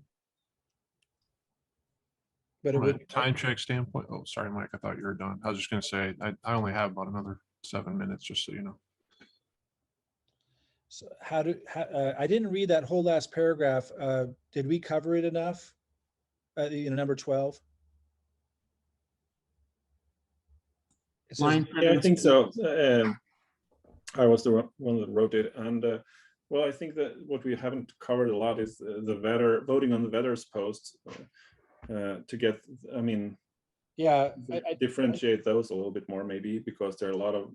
I mean, almost all vetters will eventually get to purple, but there's a huge difference in how much vetters are actually vetting or what they're writing in their vetted posts. So I didn't catch that last part. Can you say that again? So there's a big difference between vetters. Some vetters just post very little information in their vetting, and some post a lot, and both of them could be purple. So there's nothing that differentiate them really. So that's just the same way. I just was looking to see if there will be a greater way to get more people to downvote those or vote as not useful for vettings that are not very useful. So, I think it's another topic that gets tackled separately from today's call, but just so you guys know, there's the all-star voters, but there's also the all-star vetters, and there's a meeting coming up. I don't know if it's tomorrow with them, and maybe some of you are in that, but there's going to be greater scrutiny put on the vetters, and those that aren't doing a good job vetting will be removed as vetters. Okay, gotcha. Yeah, that's good. Thank you. They could also be potentially listed on the downvote list for the scouts as well. If you find a vetting post that really doesn't have much information as a side, instead of just saying you're done vetting. Right? Yeah. Just we're going to downvote the shit out of you, and this is your notice that you need to do better. My point was just because we only have like 5 minutes left. My point was just we're going to have a lot of discussions about how to increase the efficacy of vetters, voting, and scouts. Today was just like connecting on the process you guys have been following so far, addressing these kinds of questions, but much of this requires ongoing discussion. And I think bringing greater efficacy to vetting and setting up a process for vetters to know how to warn, downvote and eliminate. That's going to be, I think, an ongoing discussion that probably involves both that being with vetters and voters, but probably won't tackle that today. It'll be a separate call where we just tackle, how do we improve vetting? What's next on the list here?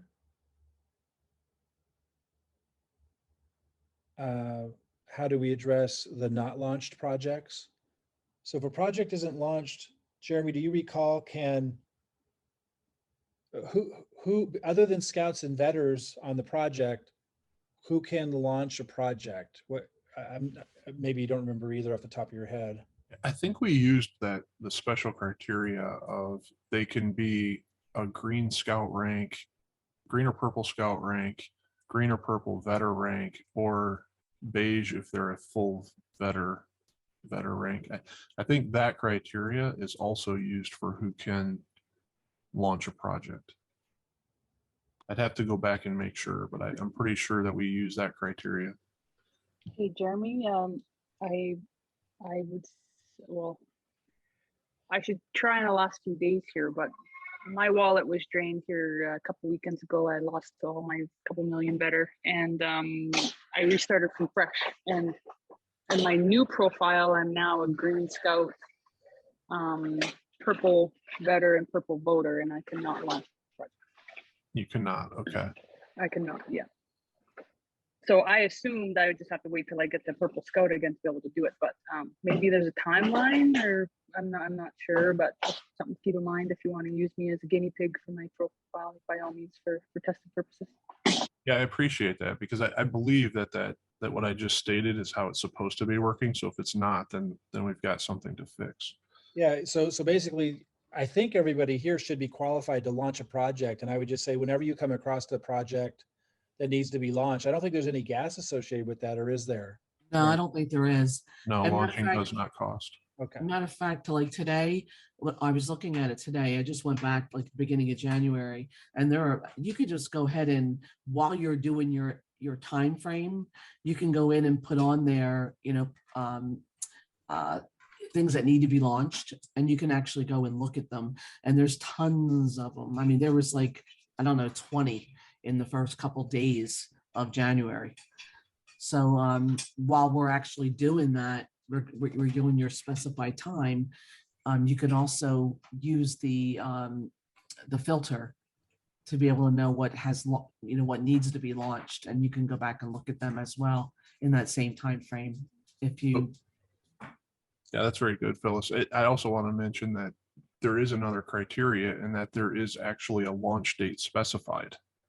So if they have a pre-sale date or a public sale date, or anything else other than expected launch date, then the launch button does not show up. So even if you have the ability to launch it, the button will only show up if it's possible to launch it. So just check. So Bobby Joe, you might be a good example of that. Just check if there is an expected launch date. And it's a little cumbersome because you need to actually, go and, make sure. A lot of times it hasn't even launched because the pink sale was canceled or something like that. So it is a little time consuming to do that, but we can definitely do it. I see. Because we actually have to go get the contract. So you're going to go to Telegram, you're going to look and get the contract, and then go over to PooCoin to make sure it was launched. And sometimes they're not even launched; they're not there. Sometimes they're canceled. Sometimes they are there. That, like, I launched, I think, about 10 projects today, but there was probably 30 of them that I looked at. So it's a little time consuming, but it can be done. Right. And it does take some work, and it will check, is it a valid BSC contract address if it's a BSC project, right? Which does lead to one of the next questions, which is the NFTs.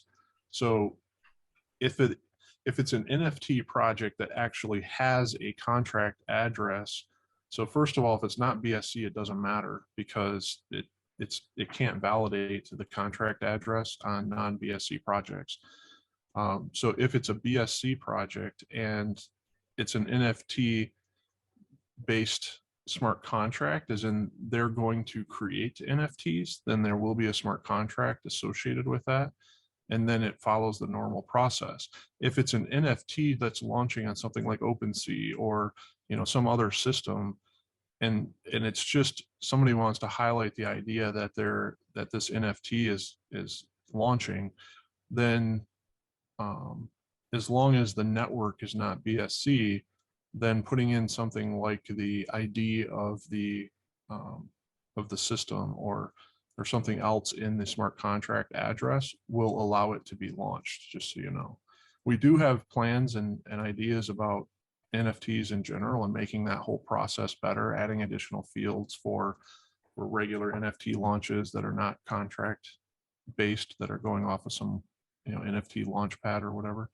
But for now, you can at least get them launched that way, make it a non-NFT, or I'm sorry, a non-BSC project, and then put in some other identifier. My problem is, how do you know if an NFT has been successful? That's a great question. I mean, this one really wasn't meant and Yeah. set up for NFTs, so I don't And know. that's my biggest thing, because I know that well, it's a whole different subject, but which we need to have some dialogue about, because people are really starting to post a lot of the NFT projects that they're Hey, finding. Phyllis? Yes. I'm wondering, a standard metric would be floor price. So you could check, original mint price, which oftentimes, just say, for example, is ETH, say a project is minted at say 0.04 ETH or 0.05 ETH. And then maybe within the first 7 days, floor price goes up to 4 ETH or 5 ETH, or as long as it's not below the mint price. And usually, say if you look at OpenSea, you can check what the current floor price is. Sorry to interrupt, Bobby Joe. I know that Jeremy has to go, and he had said that later, and I think we're just gonna have to. I think we're gonna have to dive into that and just kind of. That's something that has to be done later. For those that stay here this whole time, I deeply appreciate it again, and we're gonna do a lot more of these, and hopefully the time required to make progress will be reduced as we go forward. I'm sure that it will. You guys have obviously done a whole bunch of work, and it's greatly appreciated. We need to also earmark a discussion, about, how to make sure that we keep this great talent and commitment that you guys have contributed to this. So we're going to have that in a separate discussion as well. So look for that. We got a lot of events on the calendar, but we'll try to squeeze that in, sometime next week with you guys, and then maybe in the same call, maybe a separate call. We'll decide maybe on that one. We can continue with the rest of these questions, anything else, any follow-ups that come up. But again, thanks guys. We'll just keep doing this until, we get this cut down to really short, quick calls and get more and more efficient and effective. But really appreciate your guys' time today. Well, thank you. Thanks everyone. This is great. Did a great job. Did a really good job. When is the next update to the dApp expected? Just a quick last question. Hopefully this evening. Okay. All goes well in testing. Okay, great. So I'm not promising this evening because I want to make sure we eliminate all the bugs, but yeah, that's the goal. Thanks, Jeremy. Thanks everybody for all your hard work. Appreciate it. Good night, guys. Hey, guys. Thanks for having the call. Yeah, absolutely. We'll see you soon. Okay, Thanks, bye-bye. everyone. Bye. Bye, everybody.